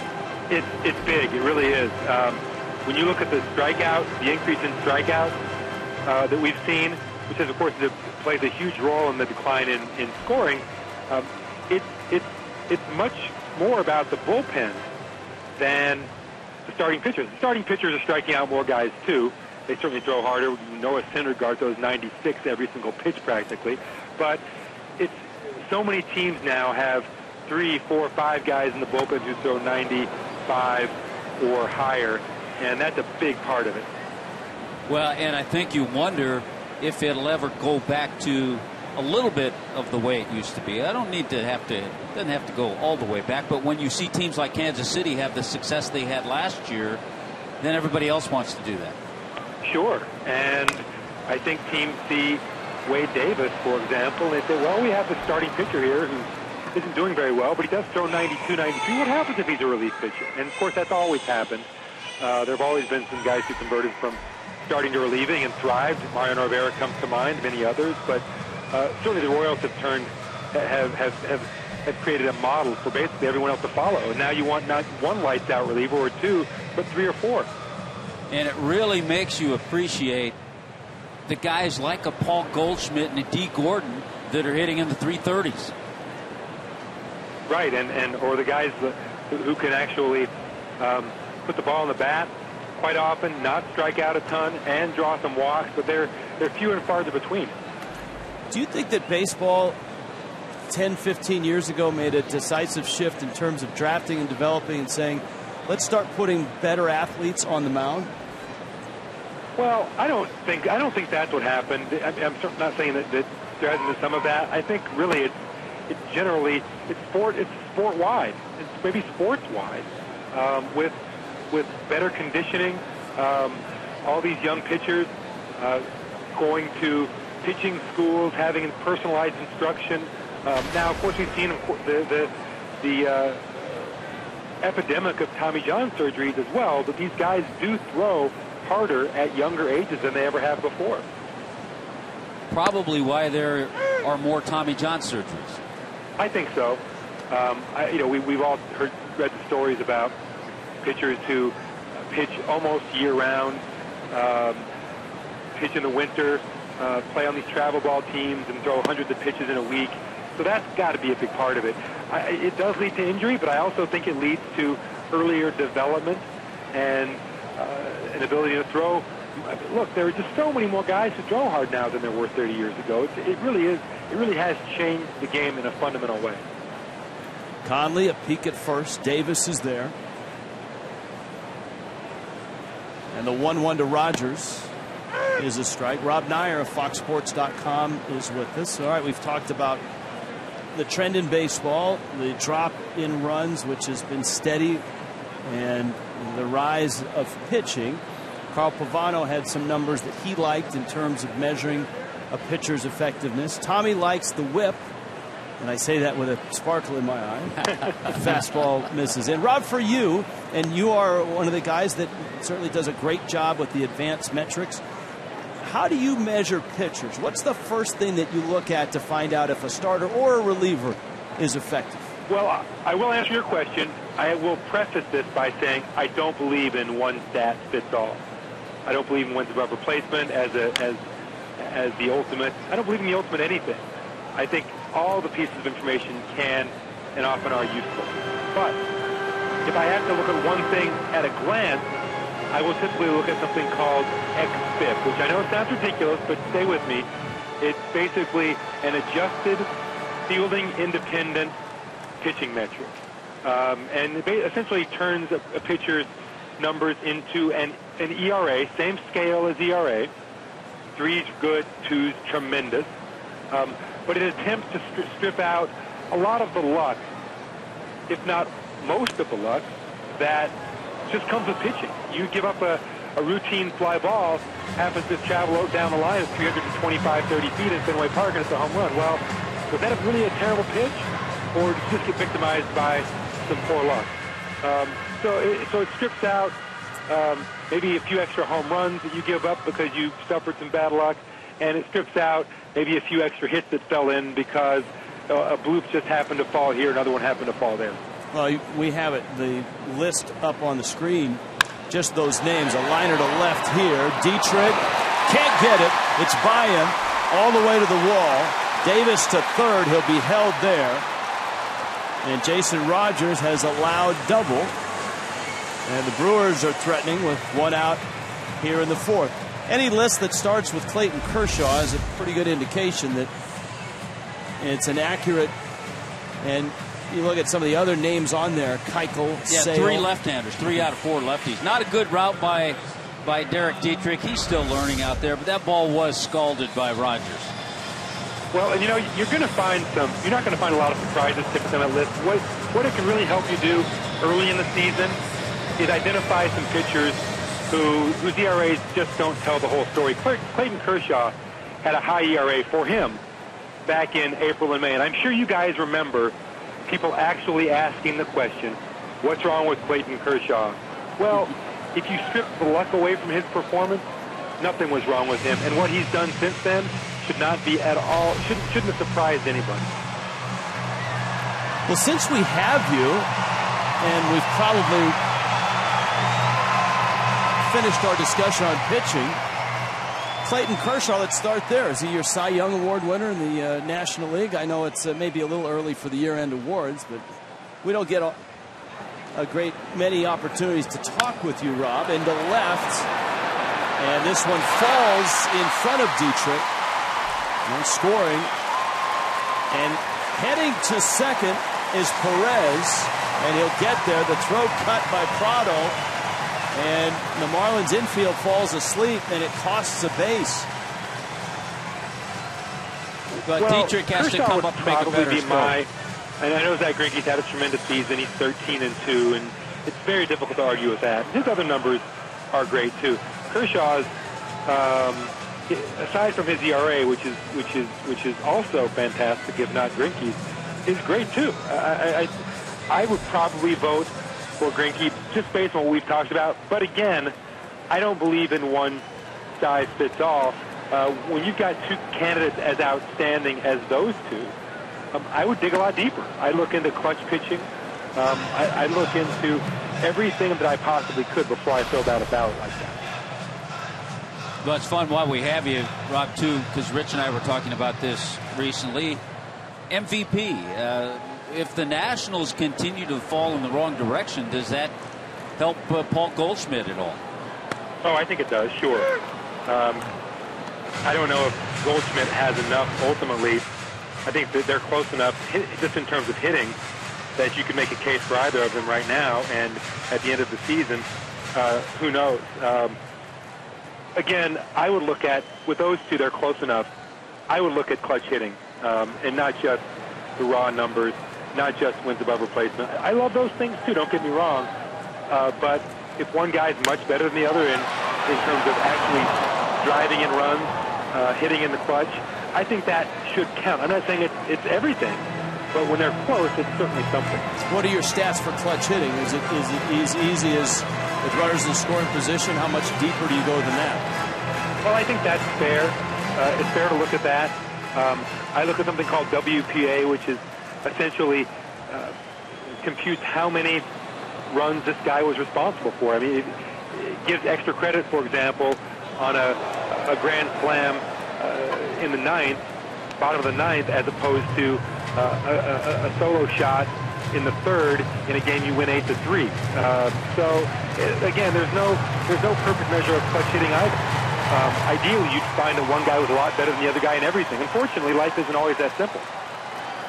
Right now, Adam Conley's trying to get Elian Herrera out with runners at second and third. Change up laced into left. And it's going to get to the wall. Dietrich has had a busy inning. He'll dig it out. And Milwaukee is on the board. It is 7-2. And now seems like a good time, now that we've talked about pitching and hitting, to let Rob enjoy the rest of his night in Portland. Thanks for the visit, Rob Nair. I love doing it. Thanks for having me, guys. And we will check in with you later in the season, especially down the stretch. Rob can work on his WPA while he's having an IPA. How about that? Very nice. Well done, Hut.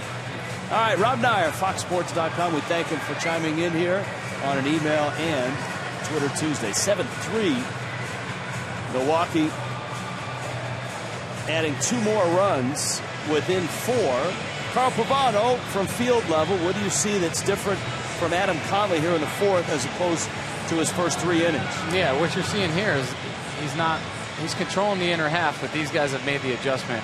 Before this last hit, 2 out of the 3 hits were inside fastballs that they pulled, that he's just getting a little too much plate on, but they're all looking in and looking to turn on the ball.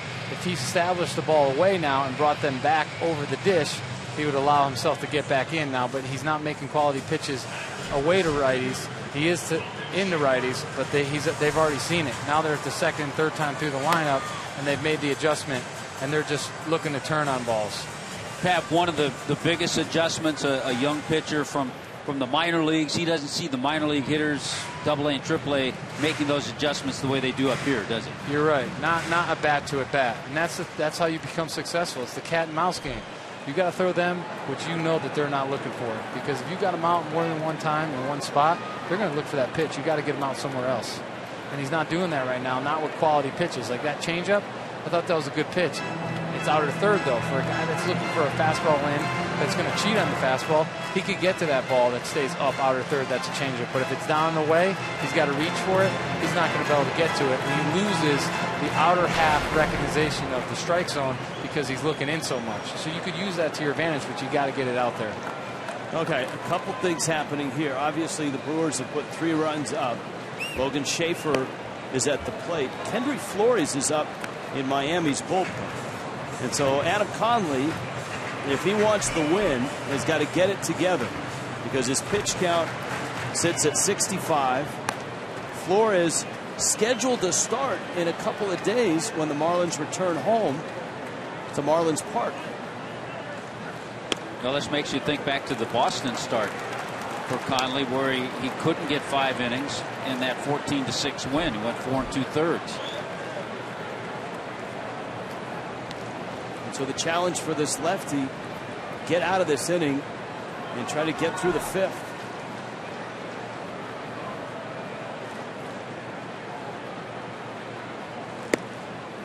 And there's a strike.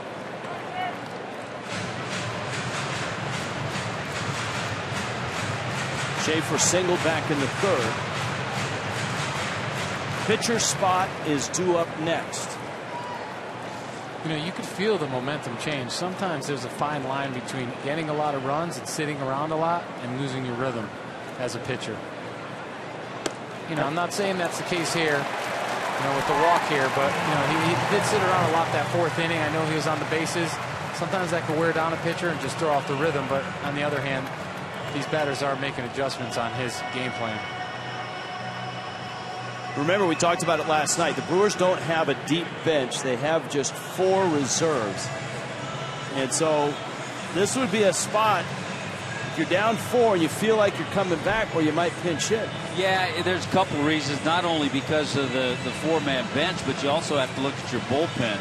And I think Craig Counsell right here is saying, I need to get a couple more innings out of Goforth, even though I'd like to pinch hit here.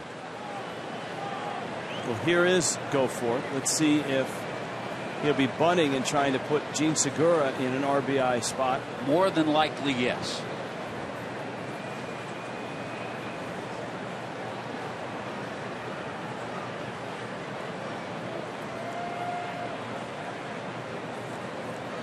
He squares. And he takes in.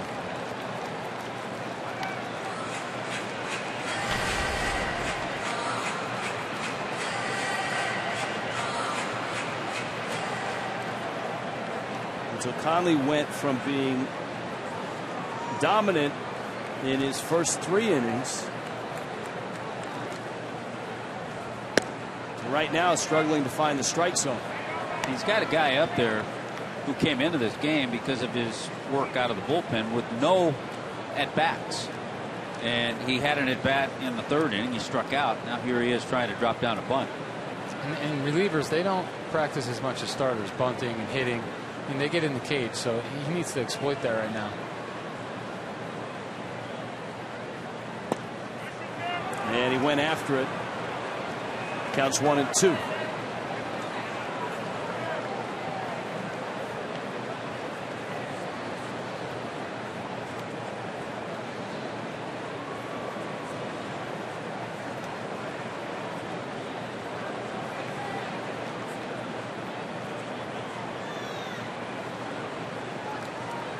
One-two pitch.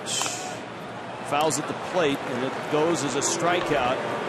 And a much needed out for Conley, who had 1 out, 2 hitters into the 4th. But a double, a single, another double, and a walk. Milwaukee has 3 runs. And here is Segura, the 8th man to come to the plate. Rich, one area we haven't touched on too much about the pitching aspect. Adam has a nice tweet, and it certainly is a factor.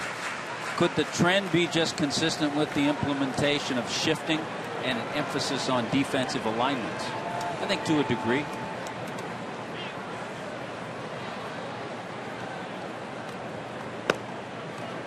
I think it helps, no doubt about it. When you look at those spray charts, you look at 400 at-bats from a guy, let's say, it's going to show where he hits the ball the majority of times. And a lot of guys have one side, and it really statistically lowers that percentage of getting the ball there if you got guys there making it out in that spot. Change up for a strike, and it's 1-1. You see how good Segura is against lefties. As a team, though, Milwaukee last in the National League, just a .214 average.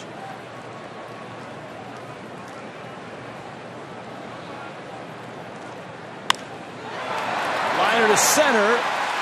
Gillespie on a hot runner coming home, and the throw is cut, and Milwaukee is a run closer. Segura with a single.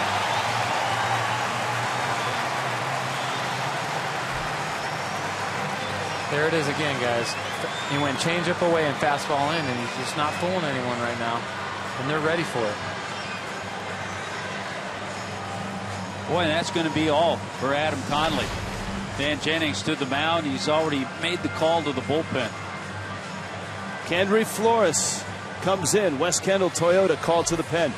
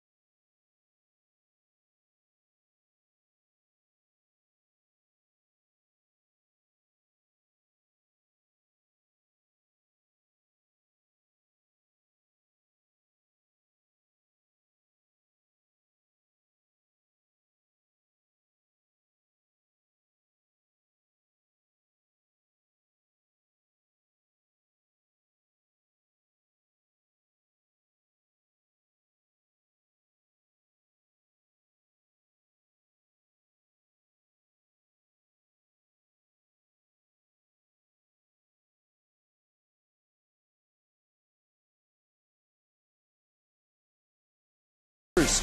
Epic meals, epic deals.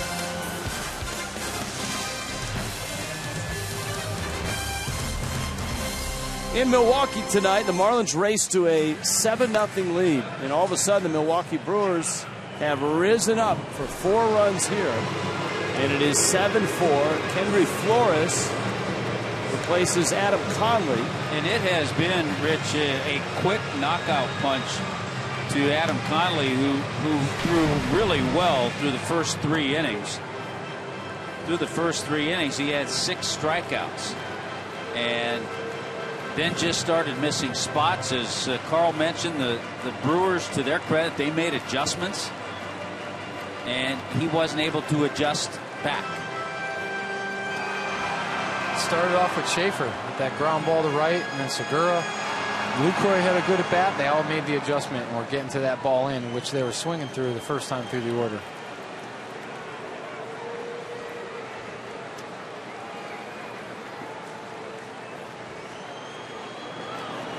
Jonathan Lucroy, Henry Flores.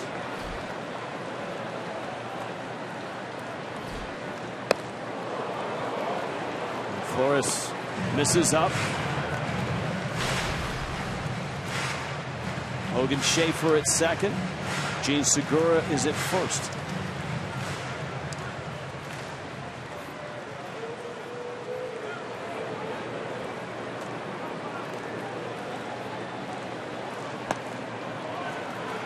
Talked about Flores in his outings this year, both in Jacksonville and New Orleans as a starter. Had 10 starts for New Orleans.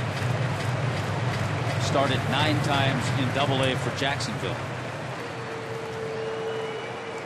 Flores right now is scheduled to start Friday against the Phillies.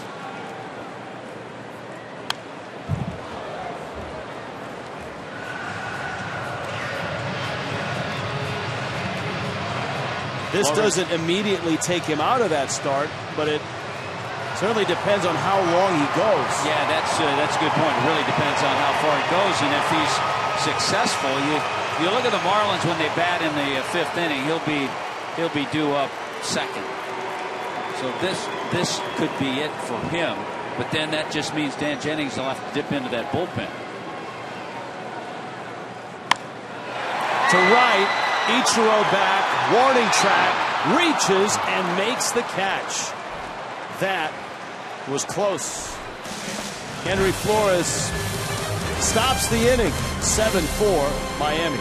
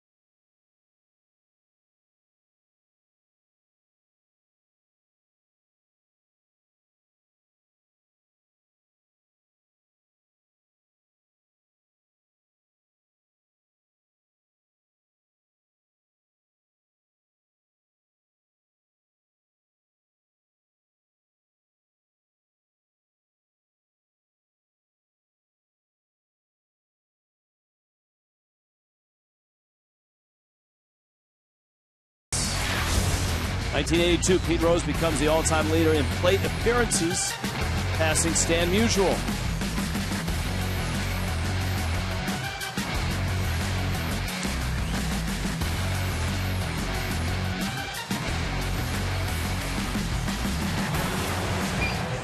In Milwaukee, tale of two ball games just in 4 innings. 7-0, Miami had the lead. Adam Conley was cruising. But the Brewers not only put 4 on the board, but knocked Conley out of the game.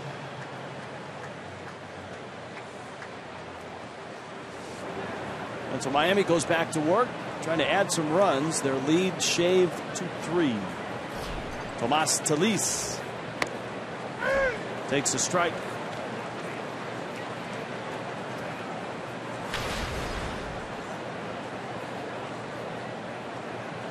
Talis is flying out, reached on an error. Jeff Mathis is on deck. Talis bangs one up the middle. Backhanded there by Herrera. A little jump throw. And he gets the out.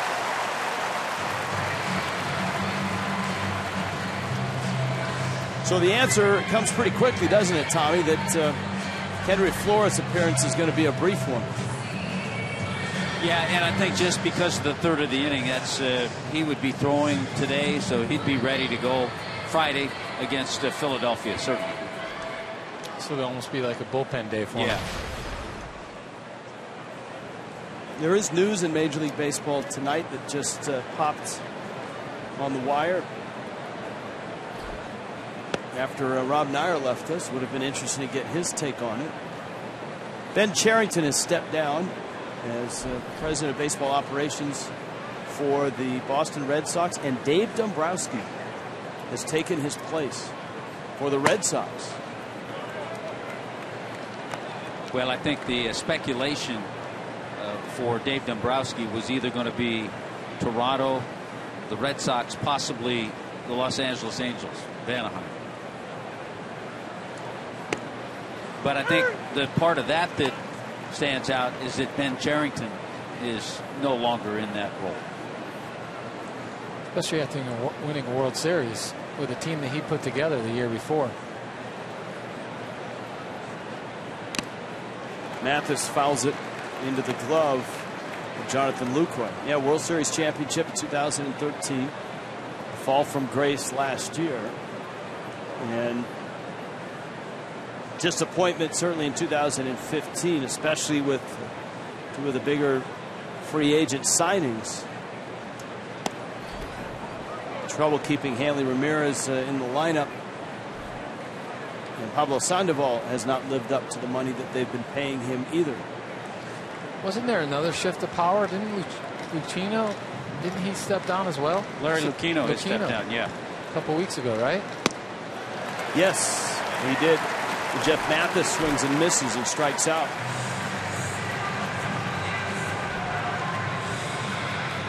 So David Goforth has restored order for the Brewers. D. Gordon's up now. Gordon, an RBI single, a walk, and a ground out. Also, the Padres traded Will Venable to the Rangers. Josh Hamilton's hobbled by a sore left knee. And so Venable adds some depth in that outfield spot, going from San Diego to Texas. Well, I don't think Josh Hamilton will ever be healthy for 150, 60 games. It seems that way anyway.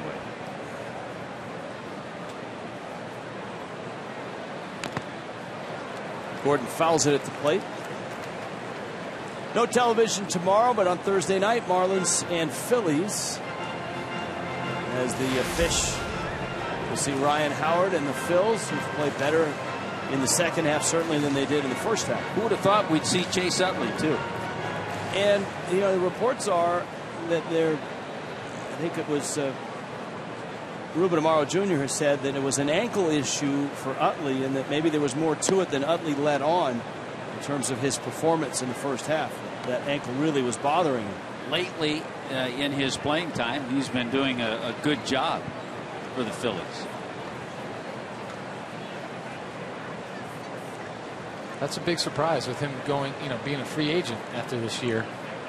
Seeing if they could get something for him, because I'm sure tons of teams are interested. Wow, D. Gordon just continues to hit. 2 hits last night, 2 tonight. That a bullet up the middle. Goforth fortunate that didn't catch him. Gordon now has 15 hits in his last 8 games. Always take a quick peek when D. Gordon gets a base hit. Boy, this is right over the head and go for it. Paul Goldschmidt has a base hit tonight, 1 for 3. He's at 334. D. Gordon at 333 with that base hit.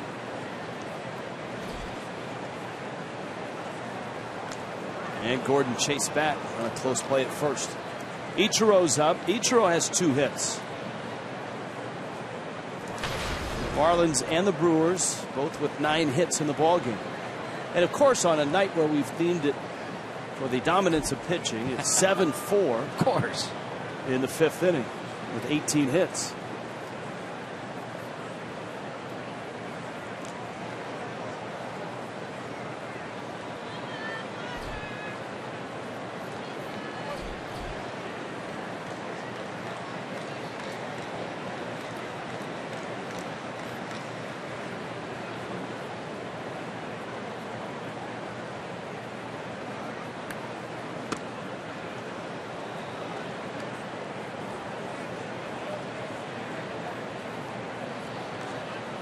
The 2 hits for Ichiro puts him at 2,917.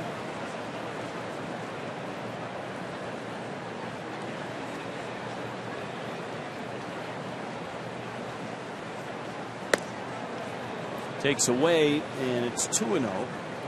For you guys, what number would he have to end this year? Would you be comfortable at in hits wise going into next year to possibly get his 3,000 hit next year? What do you think is, after what you've seen? I know he's got a ton of the bats this year because of injuries on the Marlins. He's closing in on 300. He has. That. There's no doubt.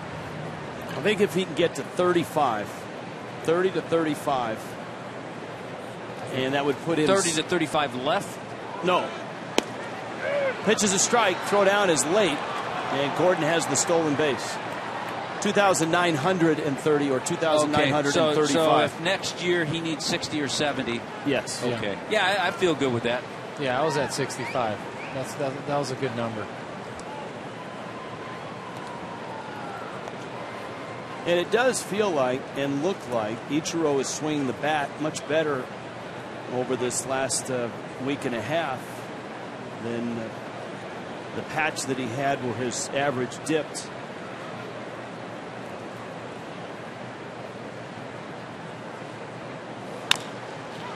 Chopper over the mound. Segura has it, and his throw not in time.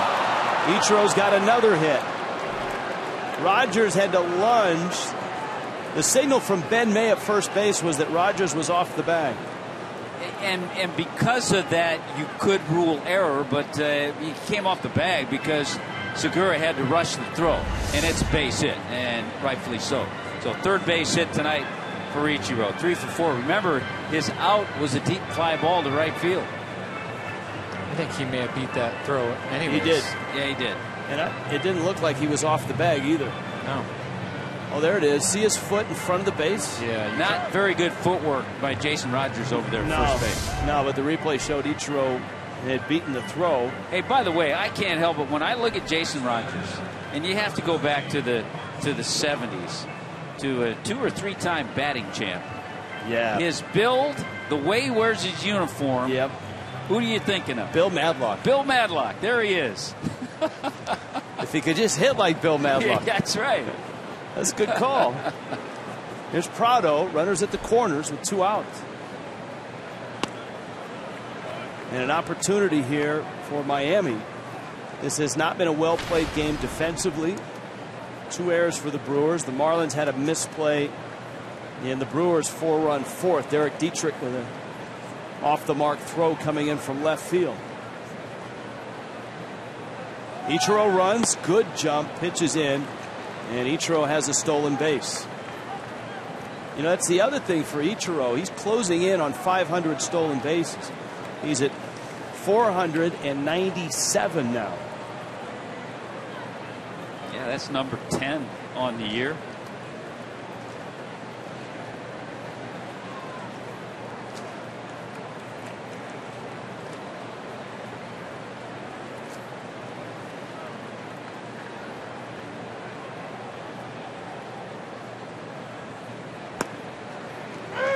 Prado takes a strike.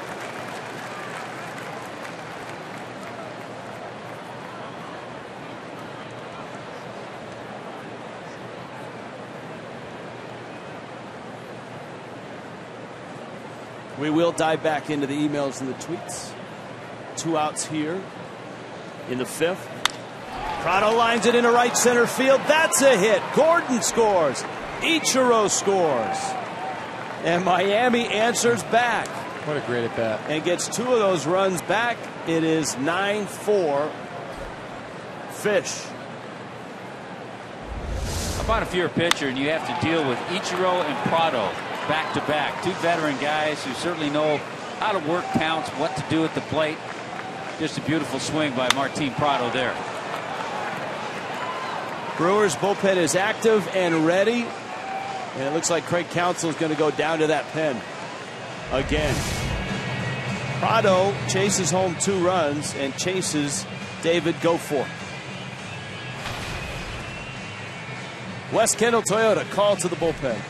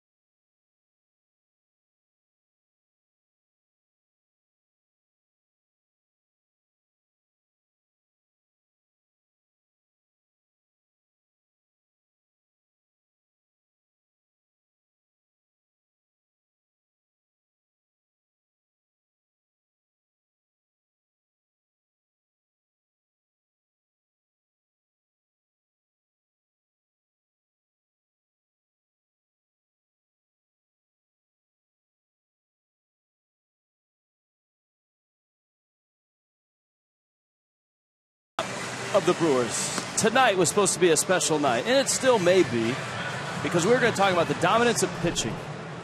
And there have been 13 runs scored. Carl Pavano, what has happened to our pitching themed night? Yeah, you know, you got one young guy that kind of ran into a little buzzsaw there. He didn't make the adjustments quick enough that the batting order for the Milwaukee did, and he's out of the game. But Marlins still have a lead, and you know, the last relief pitcher goes forth.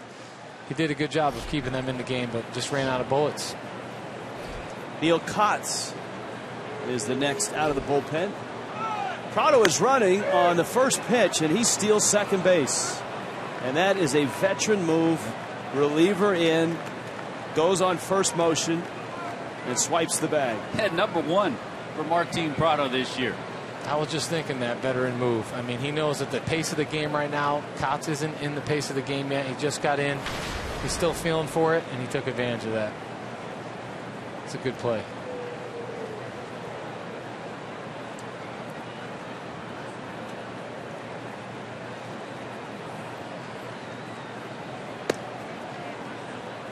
All right, I'll throw this email in. It has nothing to do with pitching, and it may lighten the mood. Fermo has this tweet.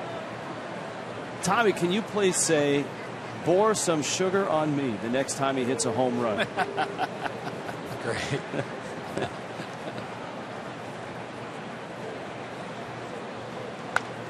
Fell back to the screen. Well, I tell you what, he does anything but bore you when he goes up to the plate with swings that he takes.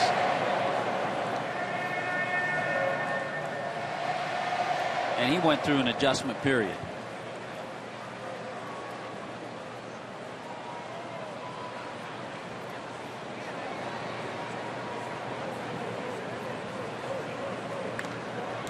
Fouled at the plate. Maybe Harry Doyle would say that in one of those seasons for the Cleveland Indians? We can always go ask Uke if that would be appropriate. We're as close as we're ever going to get to Harry Doyle. That's a good point. Bob Uecker in his 45th season broadcasting Milwaukee Brewers baseball. There he is, Hall of Famer. You know, you can spend like 30 seconds with Uke and you get a good line, a funny line. Some of those lines you can't use on the telecast. Well, that's right. And I don't know that Harry Doyle listened to Def Leppard, so I don't know if Pour Some Sugar on Me would work, but worth a try. There he is. His name, number retired. 50 years in baseball. 2-2. Off of Kotz, bounces out to the shortstop Segura, who gets the out at first. And a scary moment, certainly, for Neil Kotz. Miami bounces back with 2 runs in the top of the 5th. Bob Uecker has a statue in and outside of Miller Park.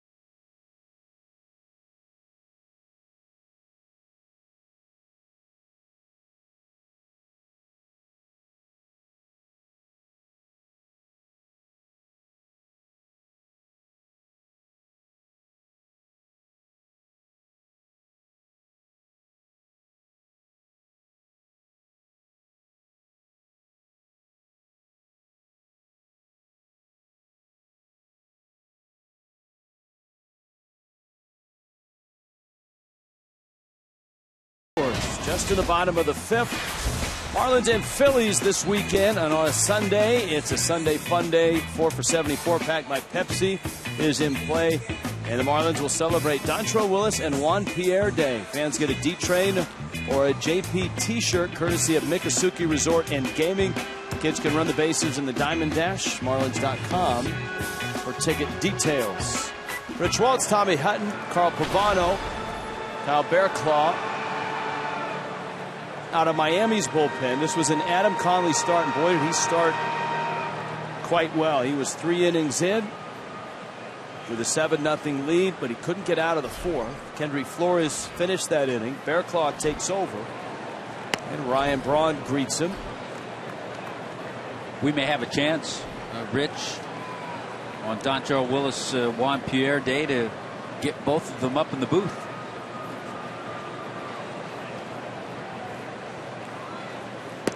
Dontrelle Willis has been getting his reps for Fox Sports 1.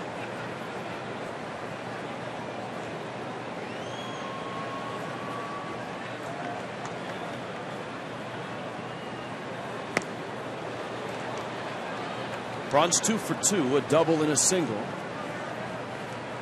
This is the type of game that if you're Dan Jennings, you yearn for that guy to come out of your bullpen and just restore order and put together a 1-2-3 inning. Bearclaw, who came from the Cardinals organization. Marlins got him in the Steve Cishek trade. Here's a good example of what we're talking about. Relief pitchers with good arms. 94 to 97 he's been on his fastball these last 4 pitches.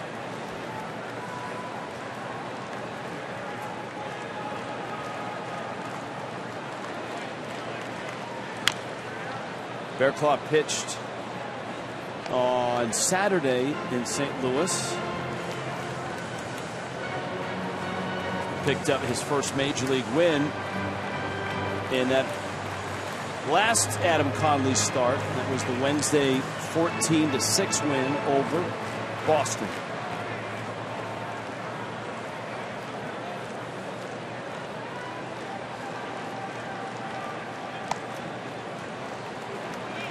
And you also hope, it could be Bearclaw, could be someone else, you hope that he can give you more than 1 inning just to help that bullpen out a little bit too. Well, there's no off day tomorrow. It's a day game tomorrow. It won't be on television. But well, remember, the Marlins are in a stretch. When they started that series in St. Louis, a stretch of 20 consecutive games without an off day. Hey, Carl Pavani, you might want to up that miles per hour there. That was 97 from the stocky right-hander out of Santa Clara, California. Really good fastball. The pitch before that set up that fastball. He threw a really good slider just by you up in the zone. Chris Davis now. Lots of stuff happening in baseball tonight. We brought you the news last inning. Dave Dombrowski has found a home, and Ben Cherington is out in Boston. Dombrowski, the new president of baseball operations for the Red Sox. The Mets are a couple outs away from, actually 3 outs away from finishing off the Orioles, up 3-1 in Baltimore in the 9th. And so New York looks like they're staying hot. The Nationals need to start winning some games.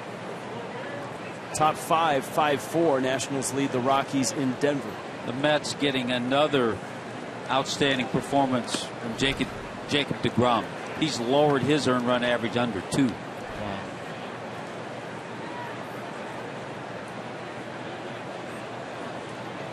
Pirates and Diamondbacks 8-8 bottom 9. Cardinals and Giants scoreless top 6. Echeverria.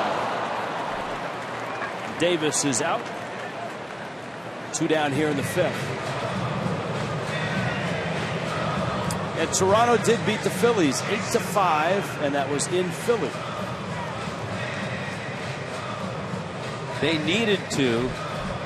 The Yankees were trailing to the Twins.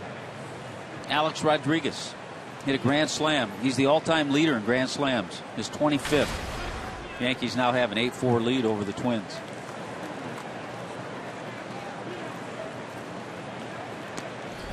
In the Toronto win over the Phillies, Josh Donaldson hit 2 homers, drove in 4. Donaldson has now hit 33 homers on the season, and he's driven in 91 runs. That one struck well, left center field and deep. On a hop, it bounces out of play. Jason Rogers is starting to look like Bill Madlock at the plate. What they used to call Madlock, Sugar Bear. Rogers has hit 3 balls hard. 2 doubles and a single. Just misses a home run. 1 hop, and it's out for the double. It's safe to say that this guy likes the fastball, because that's 3 fastballs that he put a hurting on. And that ball was up in the zone, 96. More times than none, those are tough balls to handle, but he was able to stay on top of it.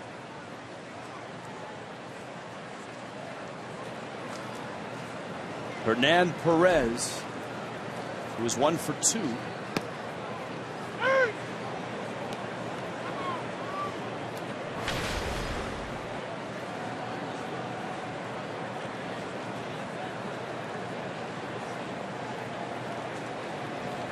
Two outs. Bearclaw's first inning. It's a swing. And it's 0-2.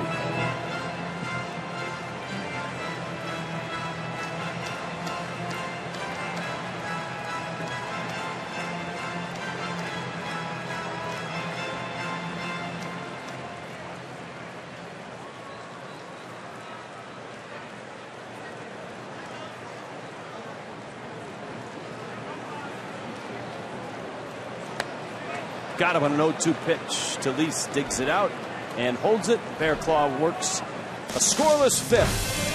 9-4 Miami.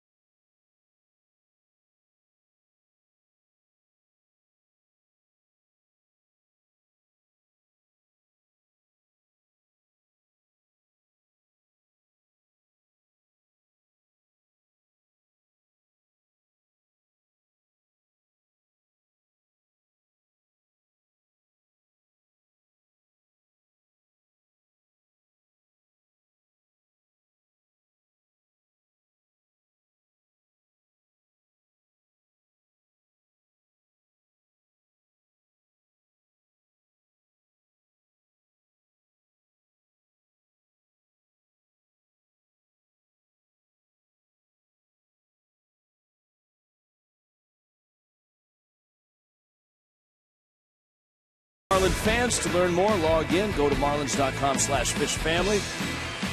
Bonus code tonight is Milwaukee. Milwaukee. Home of Miller Park.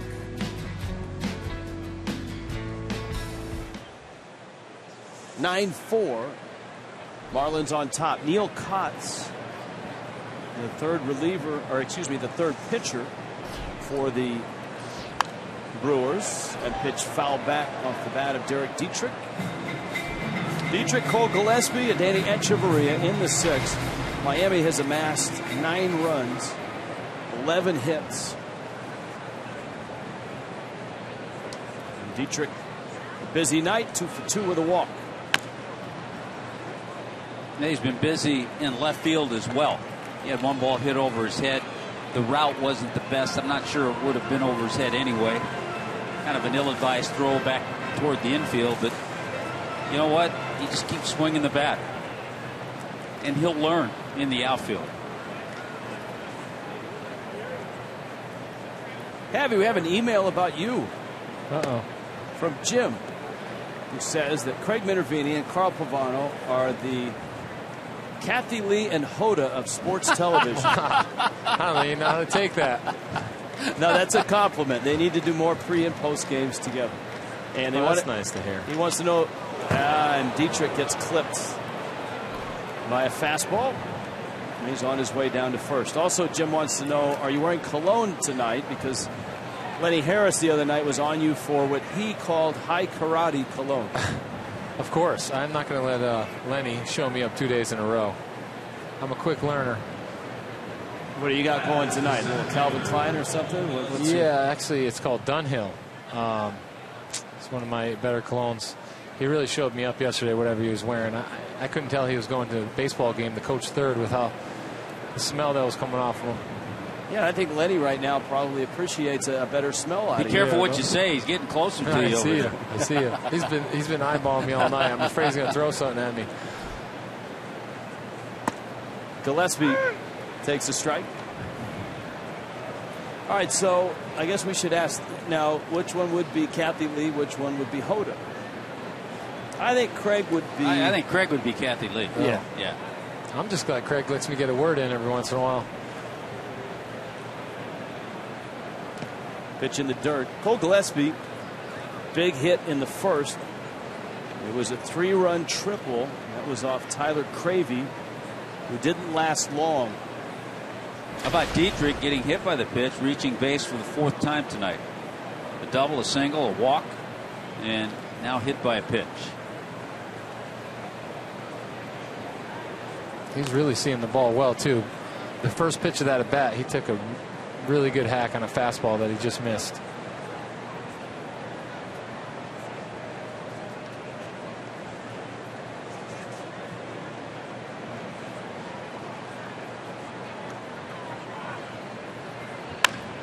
That one well hit in the left.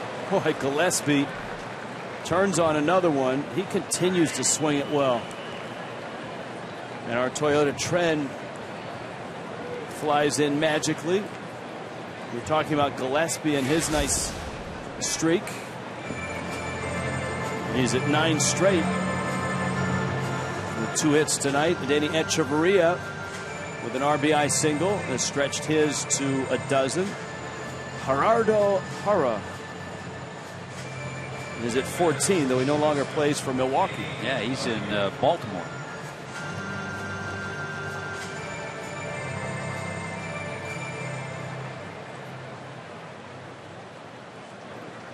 Here is Echeverria.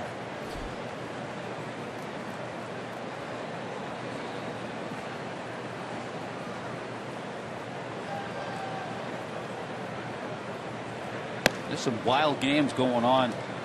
Arizona in Pittsburgh scored 3 in the 8th, 2 in the 9th, and it's an 8-8 tie in Pittsburgh going to the bottom of the 9th.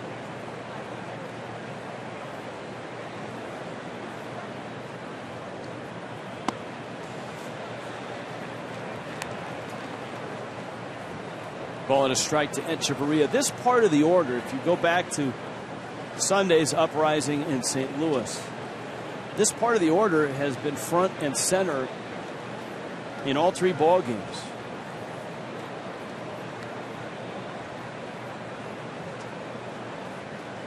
One. Carl Pavano, what do you see in Neil Kotz?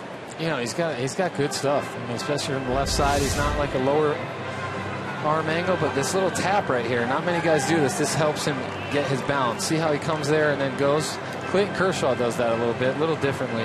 But I think it helps a guy from getting out too quick. When he goes down, it keeps him over the rubber, which keeps his energy back so he could, throw the baseball downhill. The ball comes out of his hand pretty good. Does he actually make contact with that right foot, or does he bring it down and just hover over the ground on it? I thought it looks from here that he did, but from watching the film right there, it looks like he just, if anything, he just touches it. He's not setting his foot down. Let's see here. I mean, it's not a common thing that a lot of guys do. 2-2 to Echeverria. Little roller up the middle. Herrera flip. Segura's turn in time.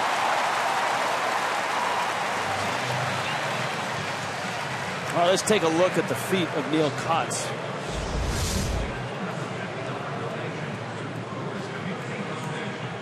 Hey, almost it kind of hovers over there. He's a veteran guy. He's 35. He had a nice run out of the bullpen with the White Sox and then missed a couple of years. One of the many pitchers at the major league level, at any level, that had Tommy John surgery. He missed a couple of full seasons.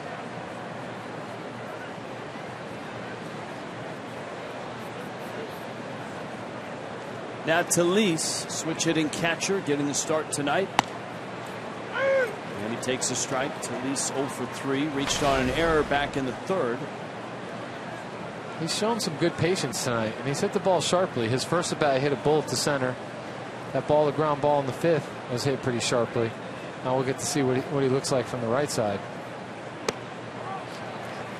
Hard to stay sharp because he really hasn't had a lot of at bats since the Marlins brought him up. Getting the start tonight, he's looked comfortable behind the plate.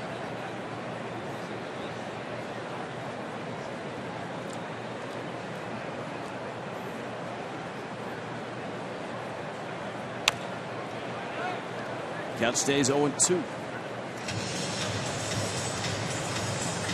Mets go to the bottom of the 9th with a 5-1 lead now. They added some runs, and the Nationals have added a run in Colorado at 6-4. Nationals bottom 5. Eric Cordier in Miami's pen. Irvin has a tweet, Rich. It's something we've talked about. Do you think MLB will ever realign divisions? You know, maybe somewhere down the road.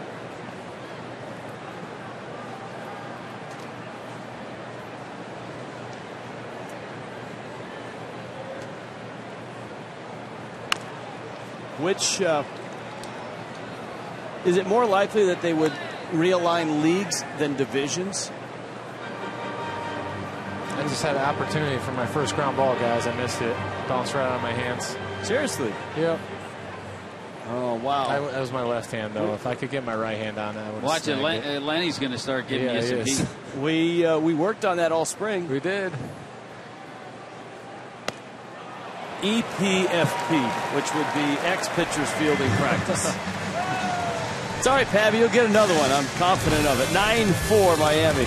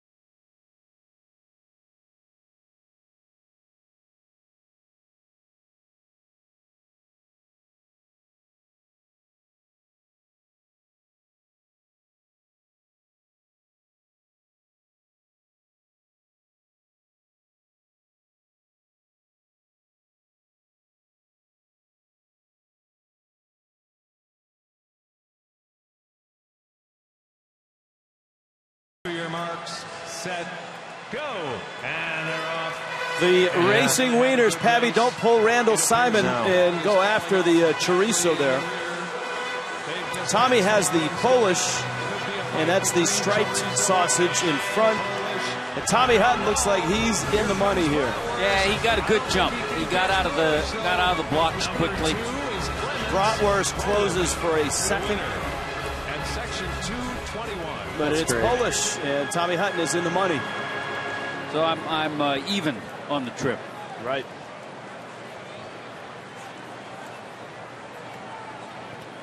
Are you guys around? You guys remember when Craig did that? Yes, we do. It's kind of fun. I was not here. I understand there's actual footage of that. And Craig certainly was the Italian, too. Was he? Yeah, I believe so. He got to choose? So. I did not see that. I would love to see it, though. It's 9-4. Miami on top, bottom 6. I missed that episode of Inside the Marlins, the mascot races.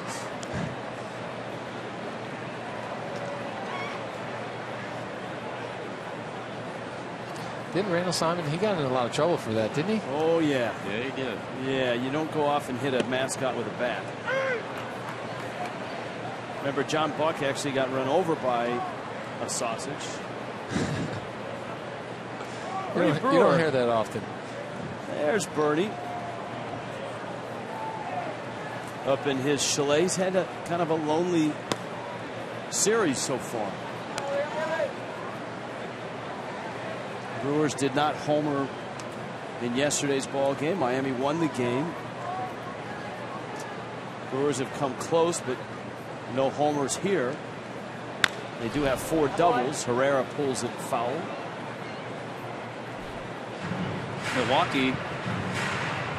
heads on an off day. They have Thursday off. They head to Washington.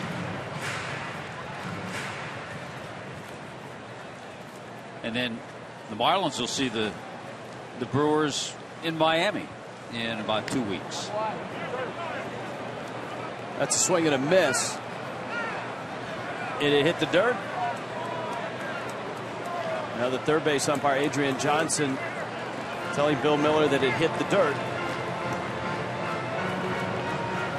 And that brought a little argument from the Marlins dugout. Here's a look. It's a good call. Yeah, it hit the dirt. Good job by Talise, though, to try to sell it. That's more than half the battle, isn't it? Dietrich back over, makes the catch.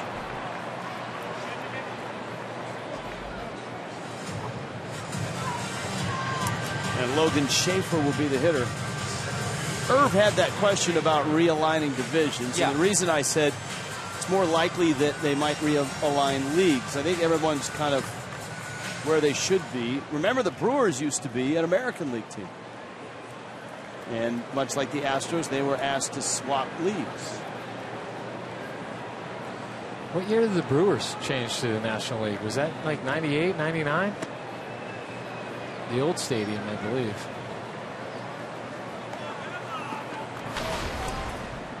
While we're efforting to get that answer, Roy with a good observation. And Roy, thanks for reminding me.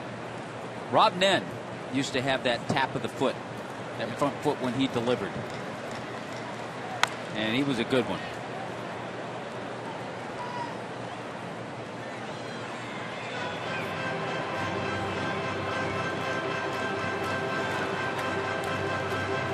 '98 was the Brewers' first season as a National League club. So 97 they were American League, hopped over in 98.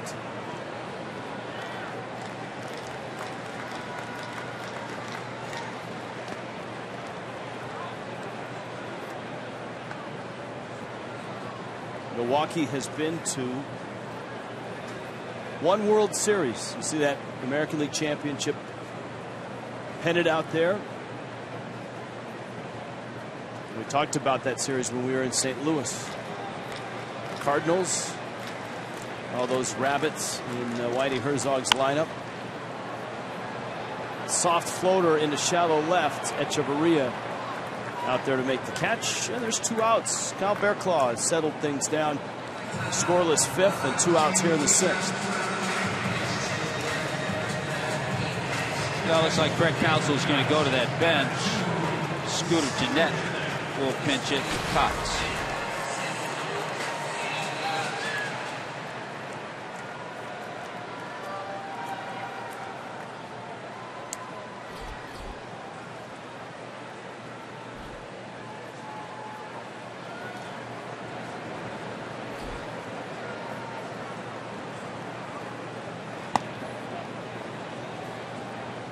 We've kind of touched on this, and Carl can certainly delve into this question. We've kind of touched on velocity, and the tweet from John is, why do we think velocity is up much more so now?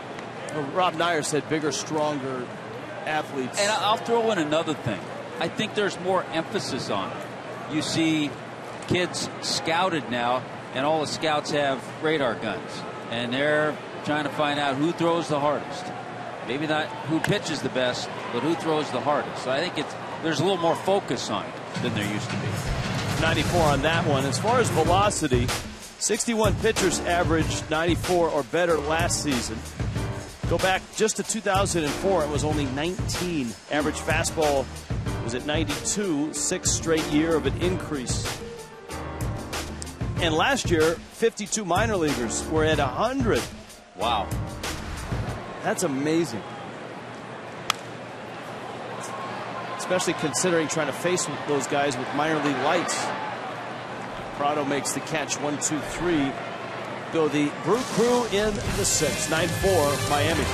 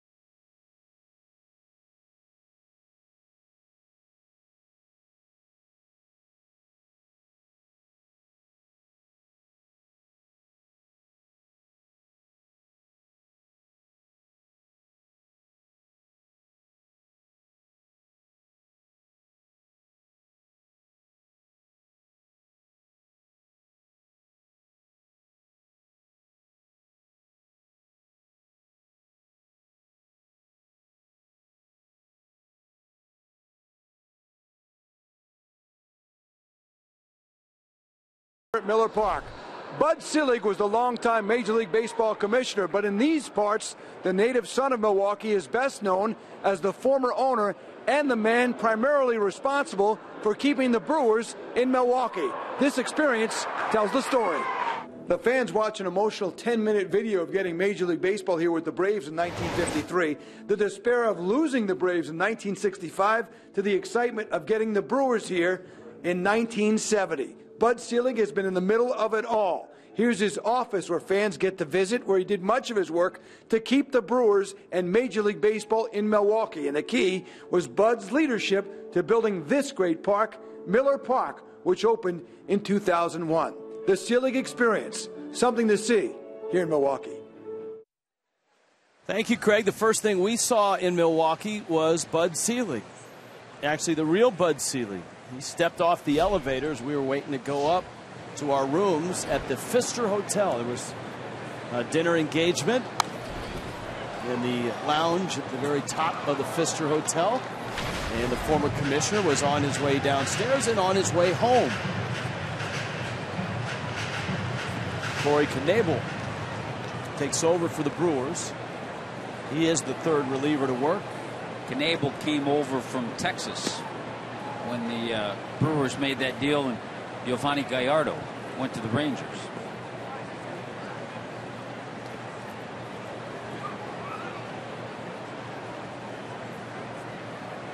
Miguel Rojas getting the pinch hit appearance. Takes a breaking ball up.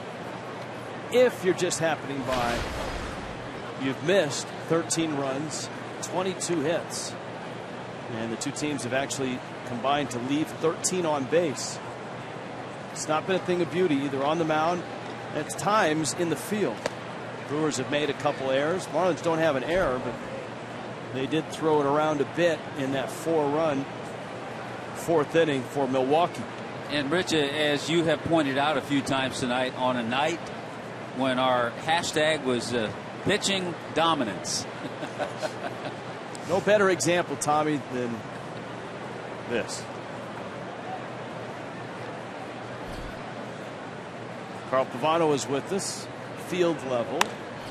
Rojas pops this one up. Jason Rogers behind the bag at first.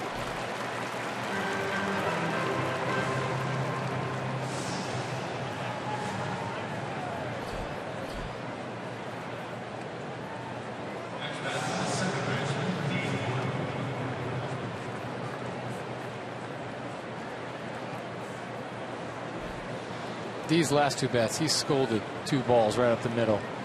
He's seeing the ball well today and just squaring it up. Couple hits. He's walked and bounced out. Chopper towards Herrera. And Gordon is out. And they'll bring up Ichiro, who's got 3 hits tonight. He has run his all-time hit total of 2,918.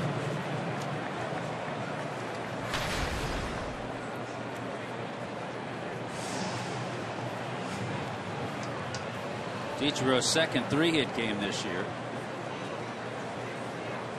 Looking for his first 4-hit game.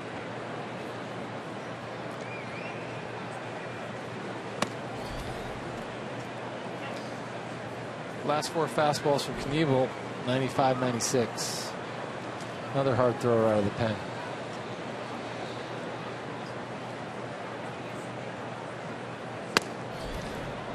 Pitches in. All right, here's a question for both of you. It's from Sal in Jacksonville. Is the screwball and forkball not thrown by anyone anymore? Are they still thrown and called a different name? Can you, as well, briefly explain exactly what a screwball does? Carl, you're first. I think, a screwball is more like a changeup nowadays. A screwball is just something they used to turn over that had a downward action, more like a changeup. So I think the conventional name right now would be changeup. And yeah, plenty of guys throw a forkball, which they call a split finger now. And those guys having success with both those pitches. I think the modern names are more split finger and changeup. Carl, you were showing us in the dugout how you held your changeup, which was kind of like a forkball grip. Yeah, and it worked, as I could make it flatten it out a little bit. I could make it split a little more. It was a pitch that I was taught in instructional ball at 18 years old by Al Nipper, and it's called the Fosh. And it was a very successful pitch for me. Ichiro smokes one in the gap, left center field, around first, on his way to second. And the 41-year-old is another hit closer to 3,000. 4 hits tonight, 2,919. And just adds another pitcher to that long list. Corey Knebel. Boy, that's a thing of beauty. He's had great swings all night. This one finds the gap with a little something on it. First 4-hit game as a Marlin. As a pitcher, you get a quick 2 outs. Knebel comes out here, he gets a quick 2 outs and then goes 2-0 and puts the batter in a better position to hit a 96-mile-an-hour fastball. Well, the top 2 hitters tonight, 6 for 9. D. Gordon and Ichiro.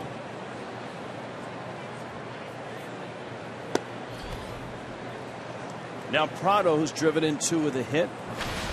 And then you look down the lineup a little further. Dietrich and Gillespie. 4 for 5. Dietrich's been on base all 4 times. Gillespie, the big bases clearing triple.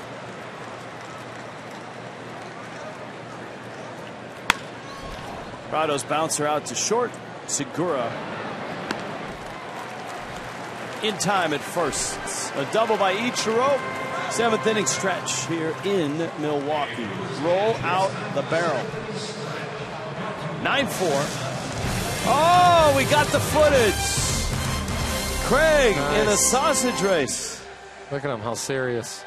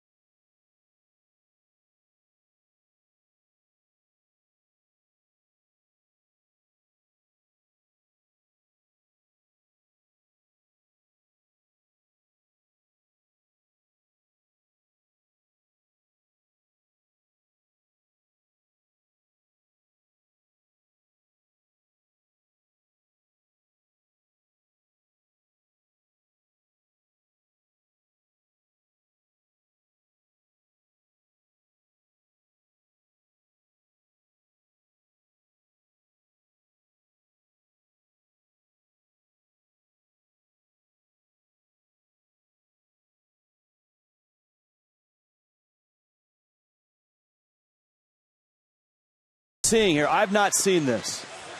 We're seeing Craig slip into this sausage for the race, and he's the Italian.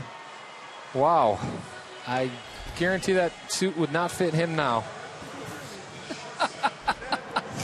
And look, see, couldn't do it that way. All right, how's he doing the race? He's doing all right. He's holding steady here. Look at him trying to bump. And he's so sneaky. It's unbelievable. I don't like his chances. He went out in the grass. He's cutting corners. It's so Craig right there, trying to find an edge. Come on, dude. Honestly, you just got beep. What is that? The Polish sausage? Come on, dude.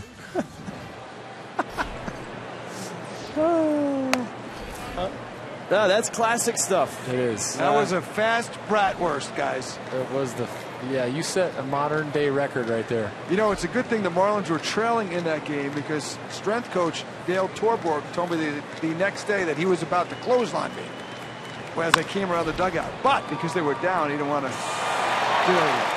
Echeverria kicks one at short. And Gene Segura is aboard to open up the 7th inning.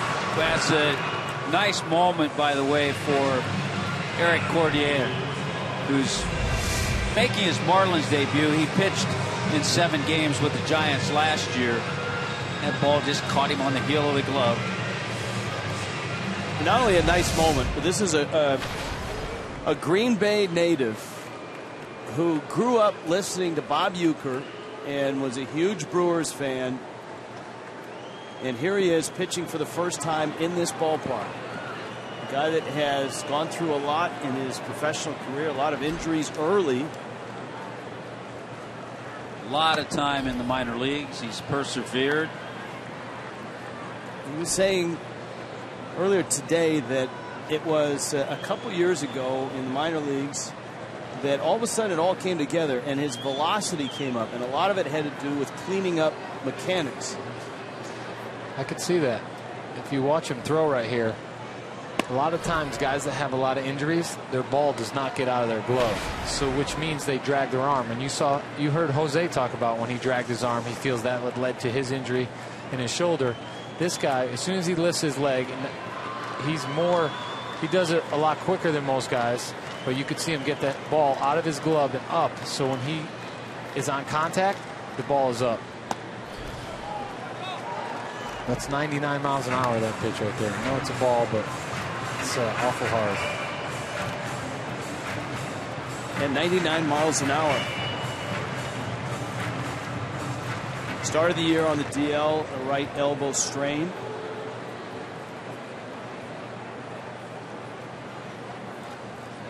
Cordier, the fastball for a strike.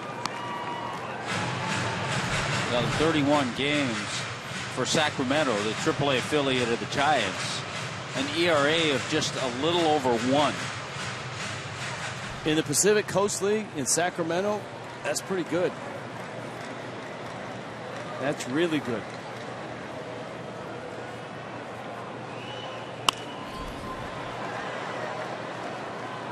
Those are some good fastballs right there, fellas.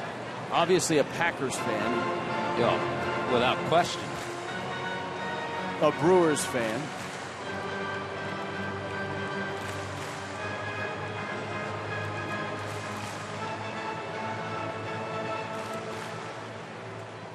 Working here in Milwaukee to Jonathan Lucroy.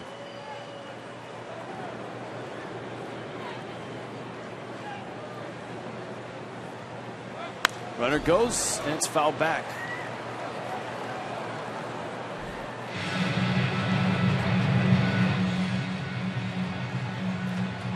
Lucroy an 0 for 3. The Brewers offense has come from Jason Rogers. He's got 3 hits. Julian Herrera, a 2-run double. Segura with 2 hits. Braun with 2 hits.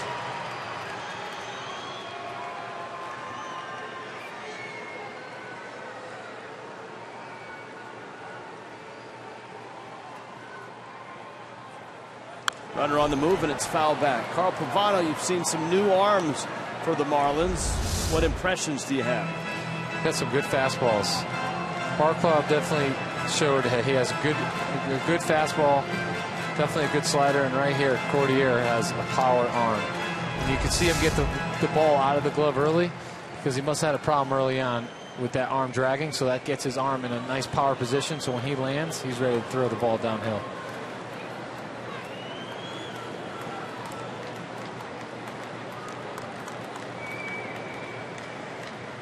Segura running again. It's not often you see a guy attempt to steal 3 times in this sequence. Down by 5 in the bottom of the 7th with nobody out. Look at it. Look at the consistency on those last 4 pitches. You know, one thing I will point out is those pitches are down the middle, and when we talk about large margin for error for guys that throw 96, 97, 98, 99 with their fastball, that's a great example. Those balls are right down the middle of LaCroix, but they're 98 miles an hour, and they're tough to catch up to.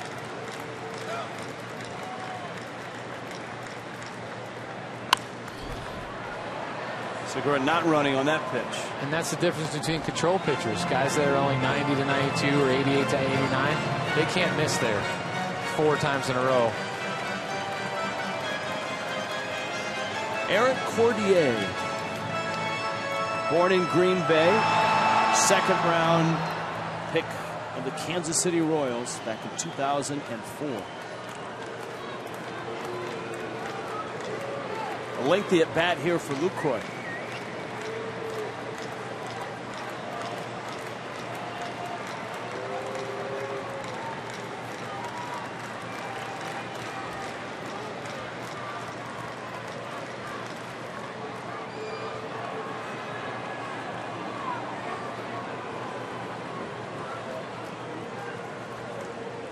Spent time in Atlanta's organization, Kansas City, as you mentioned, San Francisco, of course.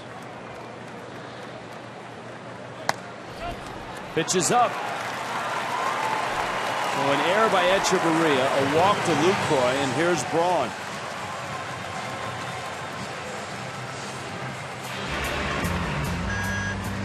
Tomorrow's starters brought to you by Chevron. Tom Kohler goes for Miami. Willie Peralta for the Brewers. The game will not be on Fox Sports Florida.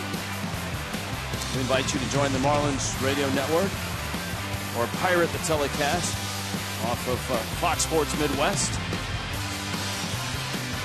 That was a 10-pitch at bat that Lucroy had. All fastballs. I kind of like the way, Pav, when he comes set, the way he separates and gets his arm right in that good throwing angle. Yeah, that's what I was talking about. He probably took that mechanic when he started having arm problems to make sure that his arm got up and didn't drag behind himself. Bouncer, Gordon, Echeverria. The turn is 2. Beautiful. Much needed. Cordier gets a double play. Segura remains at third. Chris Davis comes to the plate. That right there is how funny the game of baseball is. He throws 10 pitches to the guy before for a walk and 1 pitch, 2 outs.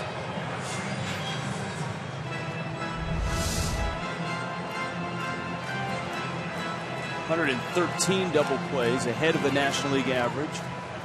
Pirates and the Braves out in front of everyone. Etch thinking about that error he committed. That was number 8 for him on the year. First breaking ball there. This was an Adam Conley start.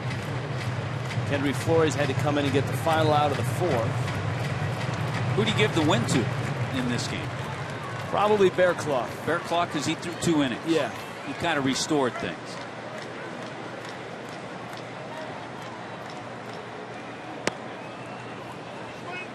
Wow. Bearclaw struck out 2, gave up 1 hit. Eric Cordier, a homecoming for him. And I'm sure an emotional night for his family and for this 29-year-old right-hander. It'd be interesting if Bearclaw gets the win. He picked up the win in that 14-6 game against the Red Sox. That was an Adam Conley start. He's sort of Conley's caddy.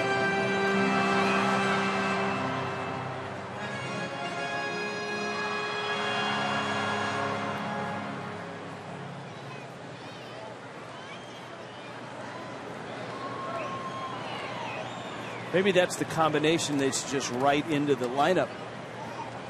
There's not enough room. Conley and Bearclaw.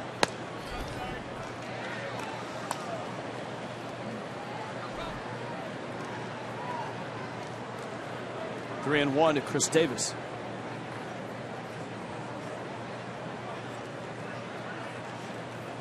What you got over there on Twitter? Let me check.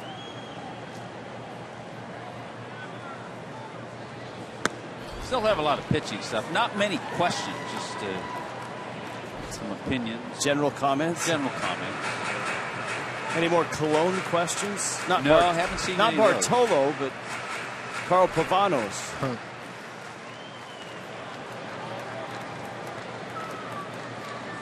John asking about why batting averages are so low. We've kind of talked about that.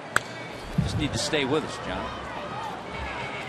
Ryan from Satellite Beach wanting to know what's the most dominant pitch of the game today. He's going circle change. Pavy, what's the most dominant pitch? Yeah, I would go, sliders for some guys. It's tough to really say, but I would say off, secondary pitches, change-ups and sliders. I think definitely take the cake on that one. 3-2. Like Cordier just rearing back and throwing, and he loses Davis. I kind of like what Pav said earlier. I don't know if you would consider it a dominant pitch because we're going in another direction, but Mike said the most dominant pitch is strike one. Yeah. It's always nice being ahead.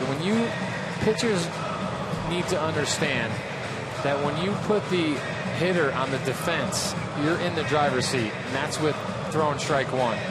When you don't throw strike one, and like Conley today, he didn't throw many breaking balls. He didn't throw many for strikes. His second pitch is his changeup that he didn't go to often. These guys, they will eliminate pitches and sit on pitches if you don't show that you can control the strike zone. Especially that first pitch strike, it puts them in a hole right off the bat. Here's Rogers, who's had a big night. He's doubled twice and singled. Remember earlier in the telecast, much earlier, we had our special guest, Rob Nyer from FoxSports.com. He noted that the Brewers jerseys were a little off on his set. No adjustment needed. Ray Collins in Doral says he feels that the alternate jerseys are supposed to be the color of beer in a mug, which is a good idea in theory, but maybe not so much in high definition. Ray votes for the old Brewers logo, not the one with the shock of wheat. That one, the ball in glove with the MB.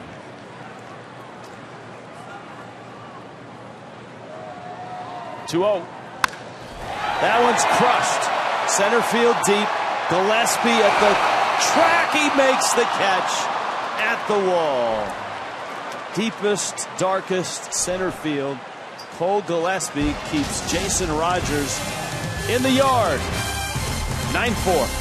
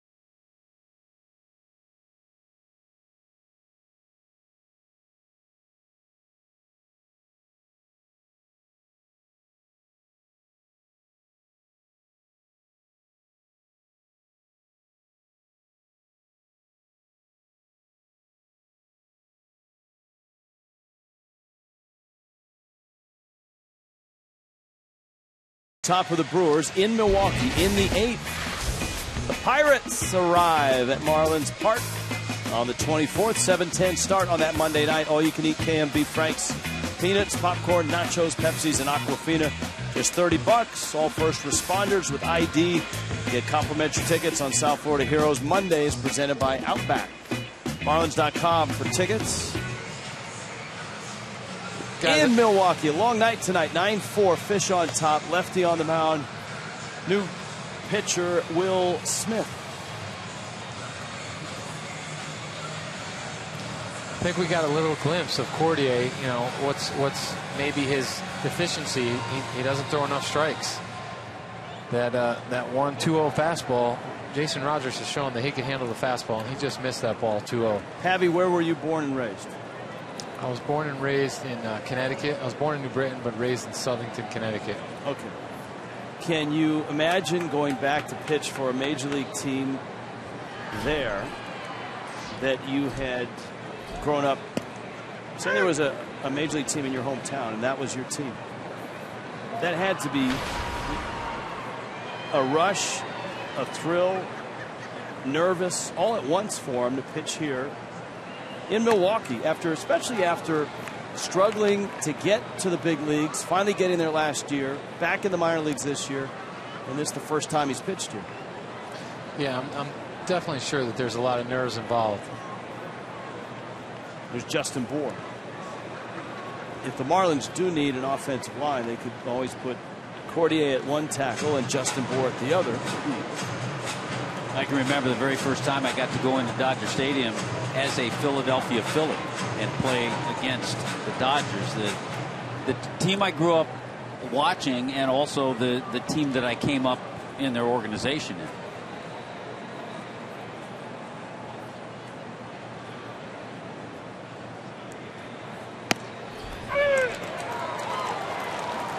Justin Bour is out.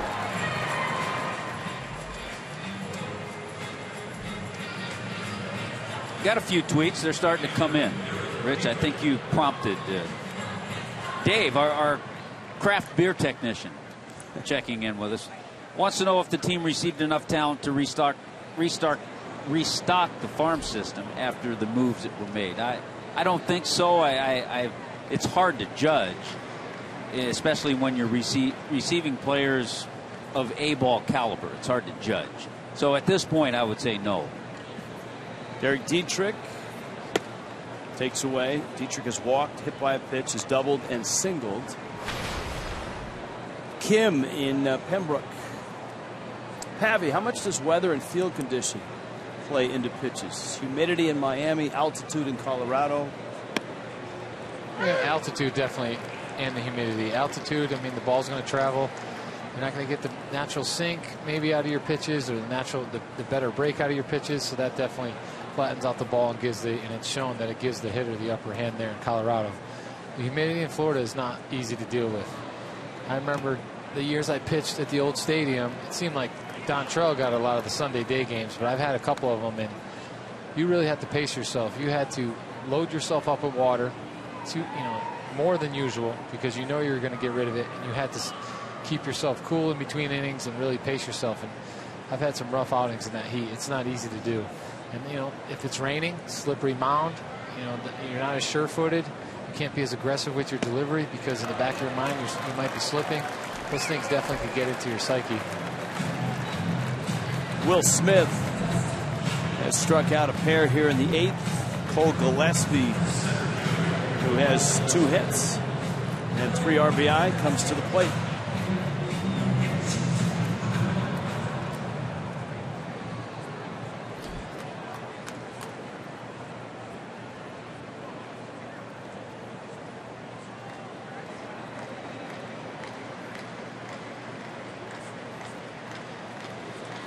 We've had a few Johnny Cueto emails. Steve wants to know, with his success in using a Louis Tiant type windup, will we see more old school, unusual windups in the big leagues? That's a great question. I think we've kind of gotten away from some of those windups because it was kind of a common teaching just to kind of simplify everything. Yeah, a lot of times they teach, this is what they teach you. The rotation and delivery will not increase the consistency of your release point on a lot of guys. So they try to stay away from.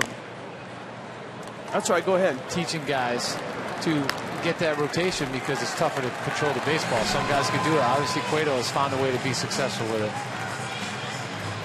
Fishko 1-2-3. Bottom of the 8th coming up in Milwaukee. 9-4 Miami.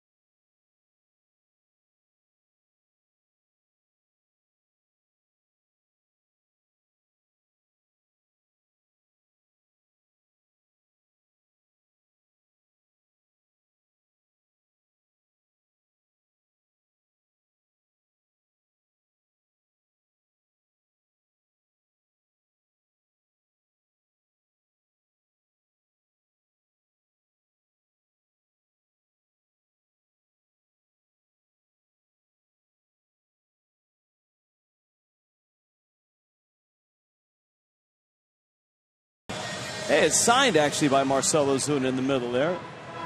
And Marcell Ozuna, there he is in center field.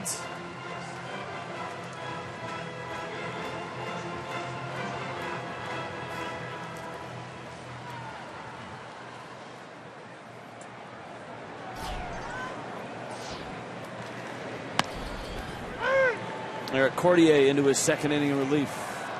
Cole Gillespie shifts from center field to left.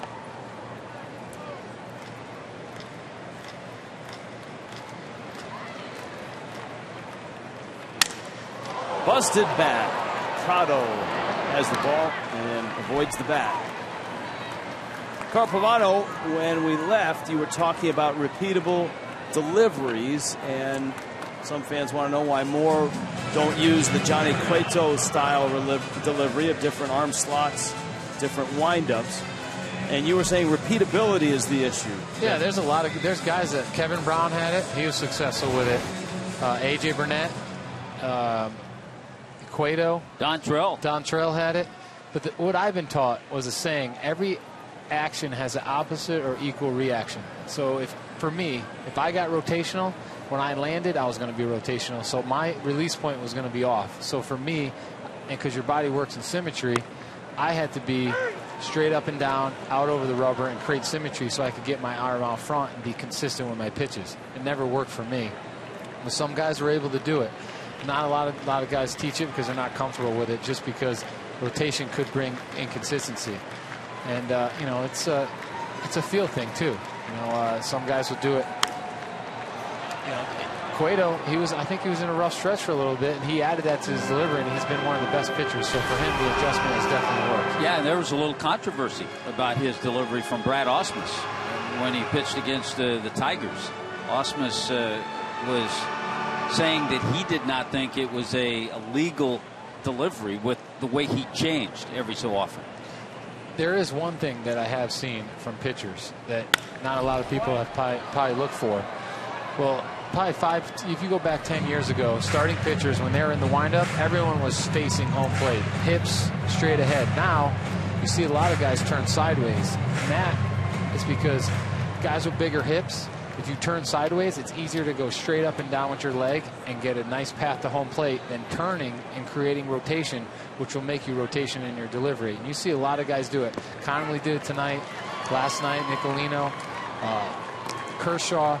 There's plenty of guys that do that to turn sides. CC Sabathia, a lot of guys that have done it that are bigger guys that don't want to create rotation in the delivery, and they'll just turn so they could go straight up and down and have a nice line towards home plate. Eric Cordier getting a strikeout there. 2 outs here in the 8th. All right, so repeatable deliveries.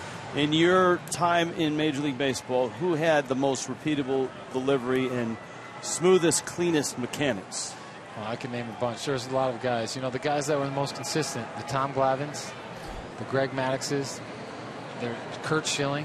We were talking earlier, Pav, about Mariano Rivera. Mariano Rivera.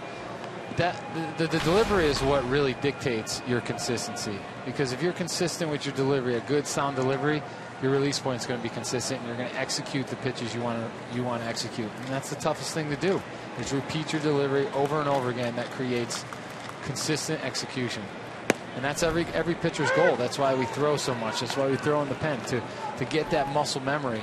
It's just tough to do because you start bringing in emotions. Well, when you're amped up, it's tough to stay back on the rubber. So that's going to get you out front of your arm, and your arm's not going to hit the release point, so you're going to be wild or ineffectively in the zone. So there's a lot of factors that you have to control to get that. And it's not just a physical thing, it's a mental thing as well. Logan Schaefer for the Brewers here in the bottom of the 8th. 9-4, Miami on top. Marlins playing well this last week. Chance to win 3 in a row on the road and to put together 6 wins in 8 games. If they can pull this one out, that one bounces off the home plate umpire, Bill Miller. And just to play well on the road is a step in the right direction, because that's been a struggle all year for the ball club. Especially after those 2 games in St. Louis. That one, I remember watching that one. 3-0 swing from Reynolds just kind of deflated me, and you saw it take the life out of the team. And then to come back the next day and win and get on a nice roll here, it's good to see the resiliency here.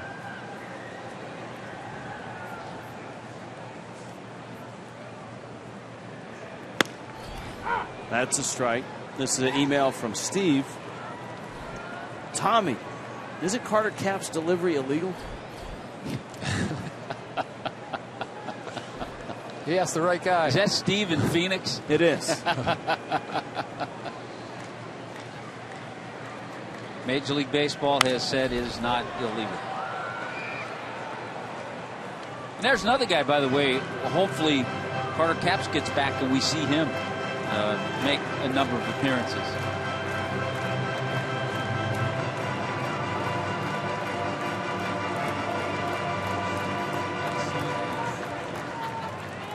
Three-2.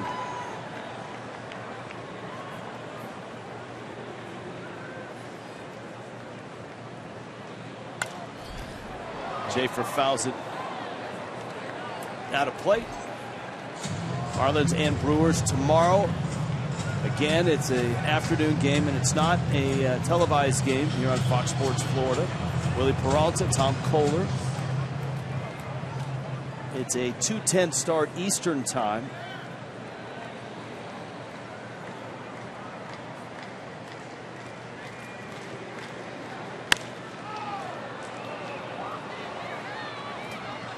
Thursday night, ready to go.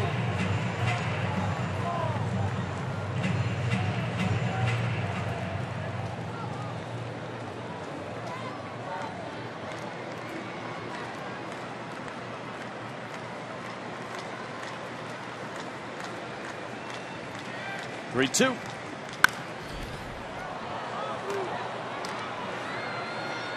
Gillespie makes the catch. Eric Cordier back in his hometown. A little easier inning there, but two scoreless. Nicely done for the Green Bay native. 9-4 Miami.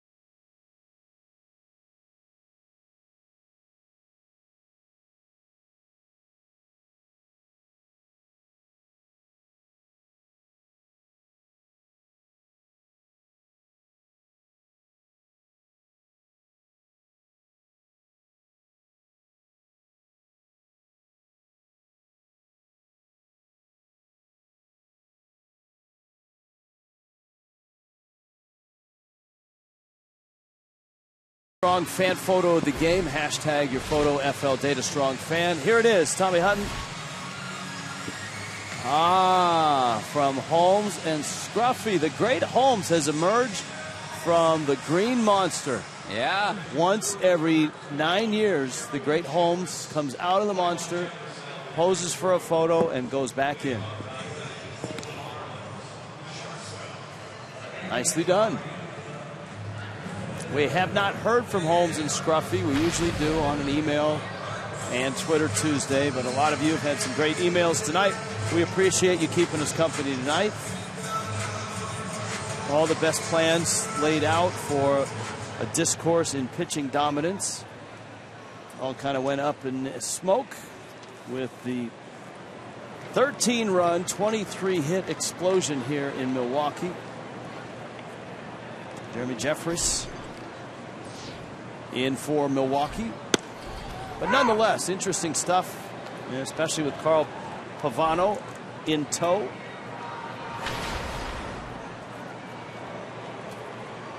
Hopefully we've kept everything on the rails. Echeverria takes a strike. Tomas Talis. And in the pitcher spot for Miami.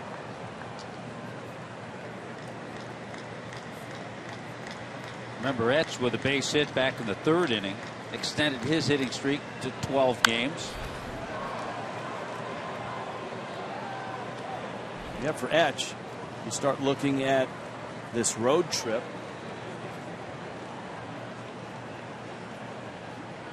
He had 4 hits in St. Louis, including 2 in the win on Sunday.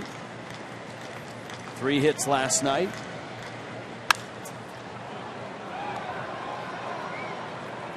What he's doing with the glove is pretty special too. He's doing it on both sides of the diamond this trip.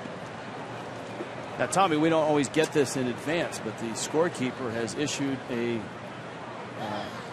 scorekeeping warning to the booth that Kendry Flores would be honored with the win. Echeverria stunned at that. Takes a called 3rd strike. Interesting. I know it's up to the scorer's discretion. I don't know if I would have gone that way.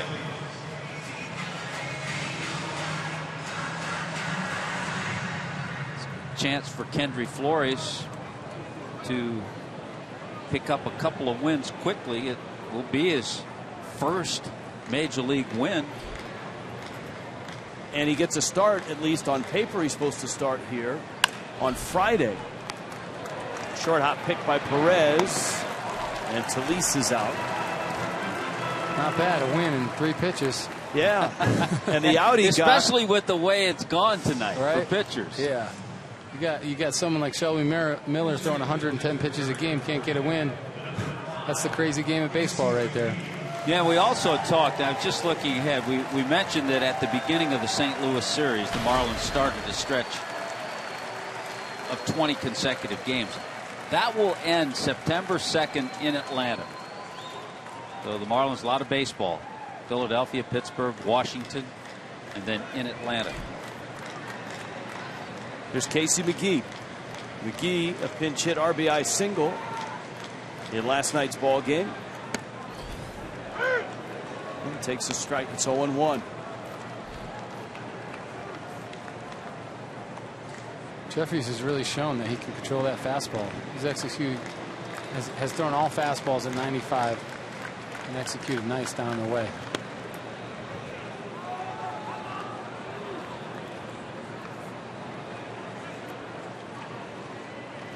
We're talking about different arm angles and different deliveries. Trey tweets in, how about Zambrano? Yeah, he had a little rotation in his delivery. He would speed it up. He would slow it down. He would sometimes not have it. Sometimes he'd have it and drop down sidearm. You know, some guys just, you know, they get to the point where they're just constantly reinventing themselves and trying to give the hitter a different look. But you know, that was a guy that had a very strong career early on, and later on he started to mess with some things because he was comfortable with where he was at. Now, I wouldn't recommend that for anyone, but guys that, you know, in his position that's had success, they start to fool around with things like that.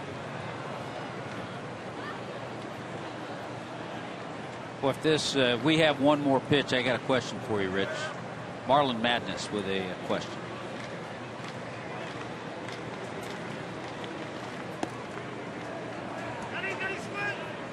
Oh, wow. Oh. Casey McGee can't believe it. Raises his arms to Ben May down at first. Bill Miller just trying to calm Casey down. Talk it out. It's one of those where you wish the home plate umpire did not appeal.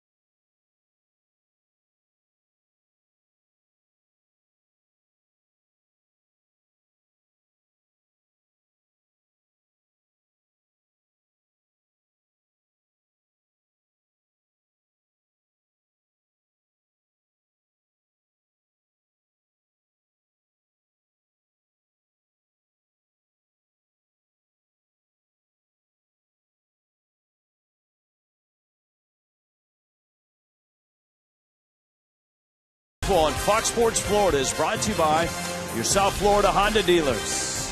By Kubota. For more information, to find a participating dealer, go to FloridaKubotaDealers.com.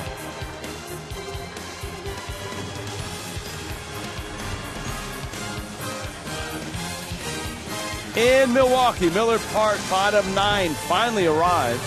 Brian Ellington on the mound for the Fish. Shane Peterson gets the pinch hitting assignment for Milwaukee.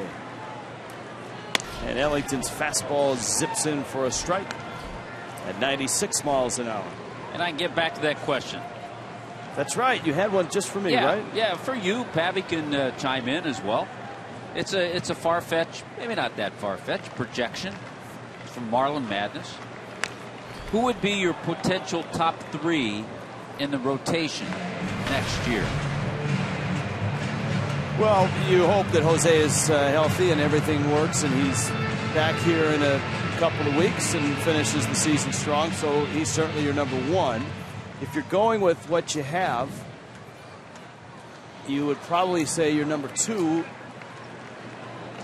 would be either Henderson Alvarez or Jared Cozart. But I think, if you look at the Marlins on paper, I think over the offseason, that's one area that Miami certainly will address, and that is starting pitching. And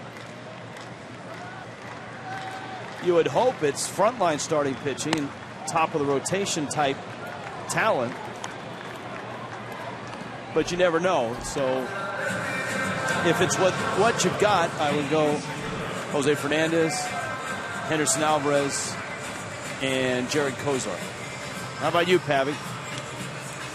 Yeah, I would go in that same. I mean, you have guys that are definitely could fill the bottom of the rotation right now. If you needed them to play up high, a couple can get to maybe the 3rd spot. But, Alvarez, if he's healthy, and Cozart, those are a good, Jose, Alvarez, Cozart, those are 3 guys that could go out there and are going to give you a chance to win when they're on their game. Jose, Alvarez, Cozart took a little step backwards this year, but it's in there. He's just had a tough year. He needs to rebound.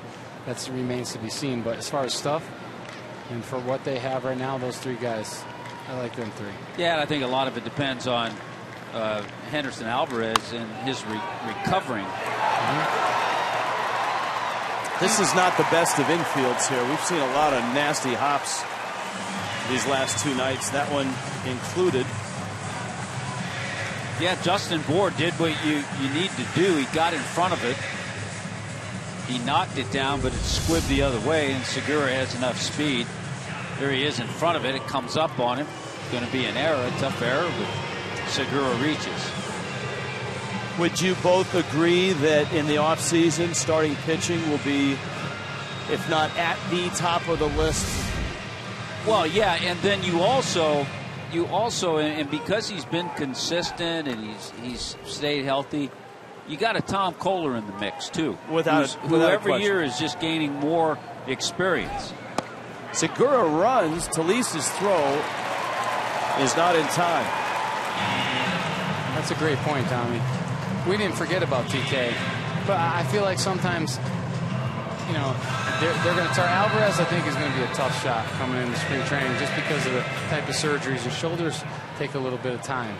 But if they could get guys and not expect guys to play up into the middle of the rotation and put them where they're supposed to be, it makes the team that much better. But you can't always have that because, the depth and injuries and the unsignability of guys that you'd like to bring in. But I think, if they could get a guy that could be slotted behind Jose, I think that opens up plenty of possibilities and plenty of depth on the bottom of the rotation. And Kohler is definitely, he's proved himself that he could, where he's at is a good spot. 1-1 pitch to Lucroy, lined into right. Ichiro picks it up. Segura stops at 3rd. And the Brewers have runners at the corners with 1 out. Because then you have the nice mix of Brant Hand, Nicolino, Conley, Urania, Flores. They're 5 guys right there. They're not all going to be in the rotation. Yeah. But you have those as options. I feel out of those 4, the closest guy for me is Urania. I know he's young, but the fastball, the movement, if he could take the emotions out of it and learn to control that, because he's a young man and a lot of times he overthrows and flattens out on him. But from what I saw from him as far as pitches and size and generating arm speed and controlling the baseball, I mean, he's a guy, it reminds me of like a Justin Masterson, a guy that's going to get ground balls, could go with his fastball if he doesn't have his other pitches, because that sinker could keep the ball on the ground. 5-run lead here, which is a nice cushion to have in the ninth when Ryan Braun's up and there's 2 on. Couple hits for Braun tonight. Chris Davis follows. A.J. Ramos up.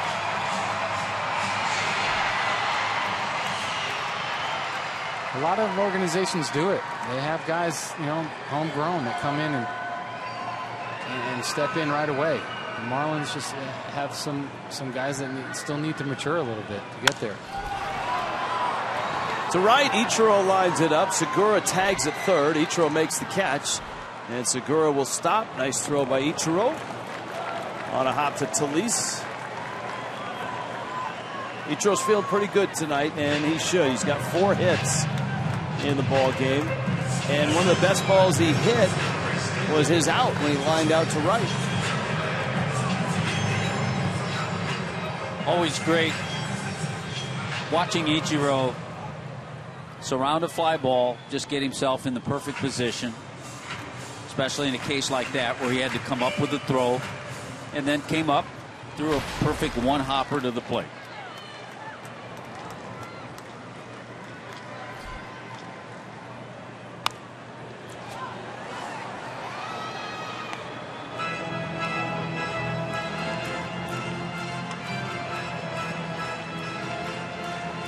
Chris Davis with 2 outs.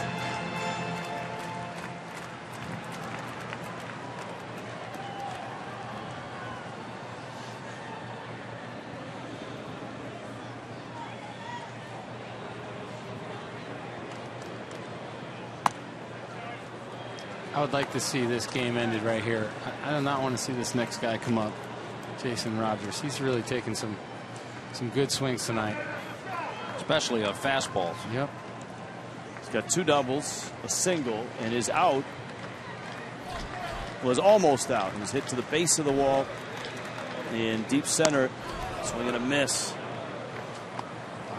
I mean, maybe the pitching has been inconsistent tonight and not leading into our telecast, but the fastballs from these relievers are definitely what we're talking about. I mean, every reliever that's come out of the pen has averaged probably over 94 miles an hour.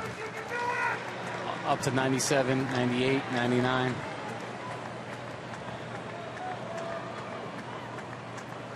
Ellington's 1-2.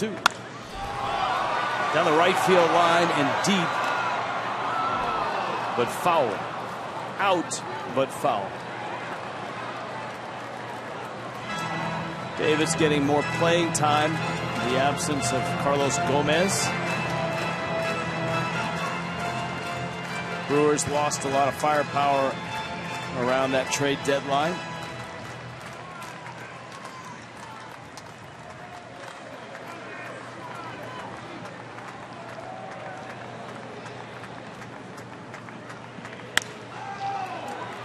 And that one gets under Echeverria's glove into left field. Lucroy ends up at third. Not been a good night for Echeverria.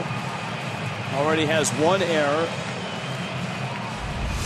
And that one right now is being looked at. Yeah, I think he got caught in between. Do I plant and backhand it, or do I slide over and try to get in front of it? And he got caught in between. The ball kind of slid on him. Yeah, that's a tough play when the ball stays down like that and you're caught in between steps. So it's an error, and it's the second error.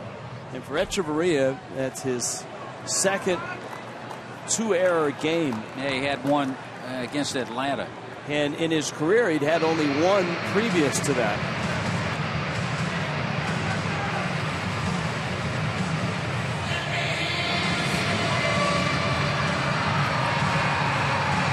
See, I wonder what the conversation was, guys. Because he's definitely proven to us that he can hit the fastball. He hit 97 He hit 91.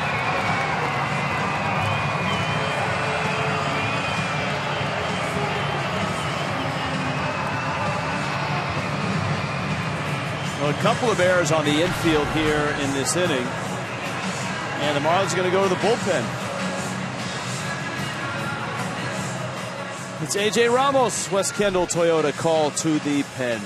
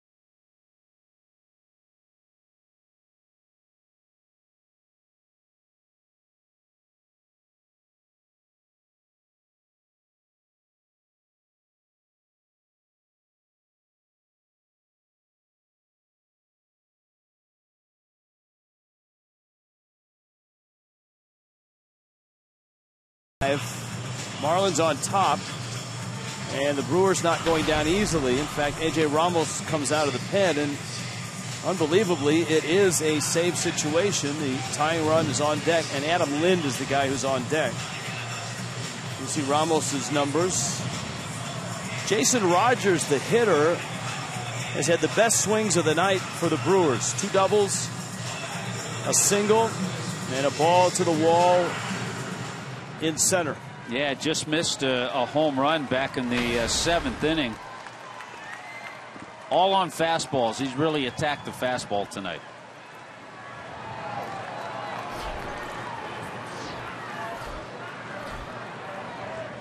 So Ramos and Rogers. Ramos misses.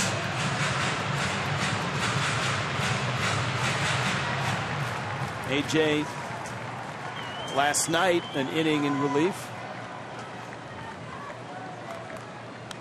And he hits him. And so now Lind, the tying run, does come to the plate.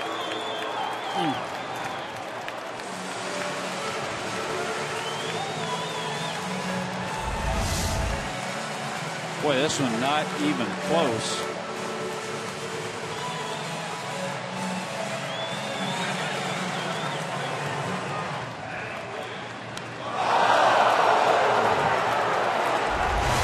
Ball just seemed to slip out of his hand a little early.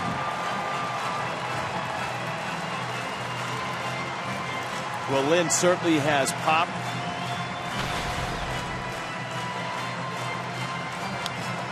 "17 home runs. He's driven in 66. Lind this year, 357 on base, 374 slugging, 23 doubles as well. All his home runs have come off right-handed pitchers. All 17, and a 296 clip average. So the Brewers have got the guy they want up. Down 4, bags loaded. 2 outs in the 9th.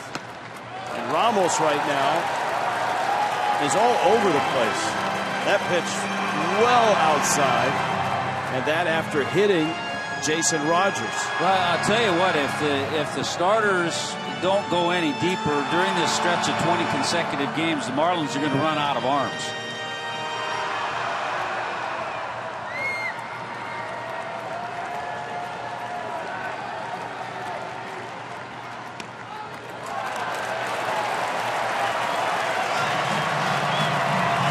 Carl, as you watch Ramos, what's going on out there? He just doesn't look in sync. He's pushing one, he's yanking the other. His warm-ups looked kind of funny to me, too, as far as just his arms not catching up and getting that consistent release point that he's usually able to do. And he walked him on 4 pitches.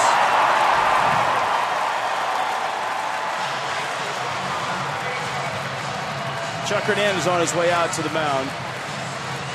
And you can see he wasn't close.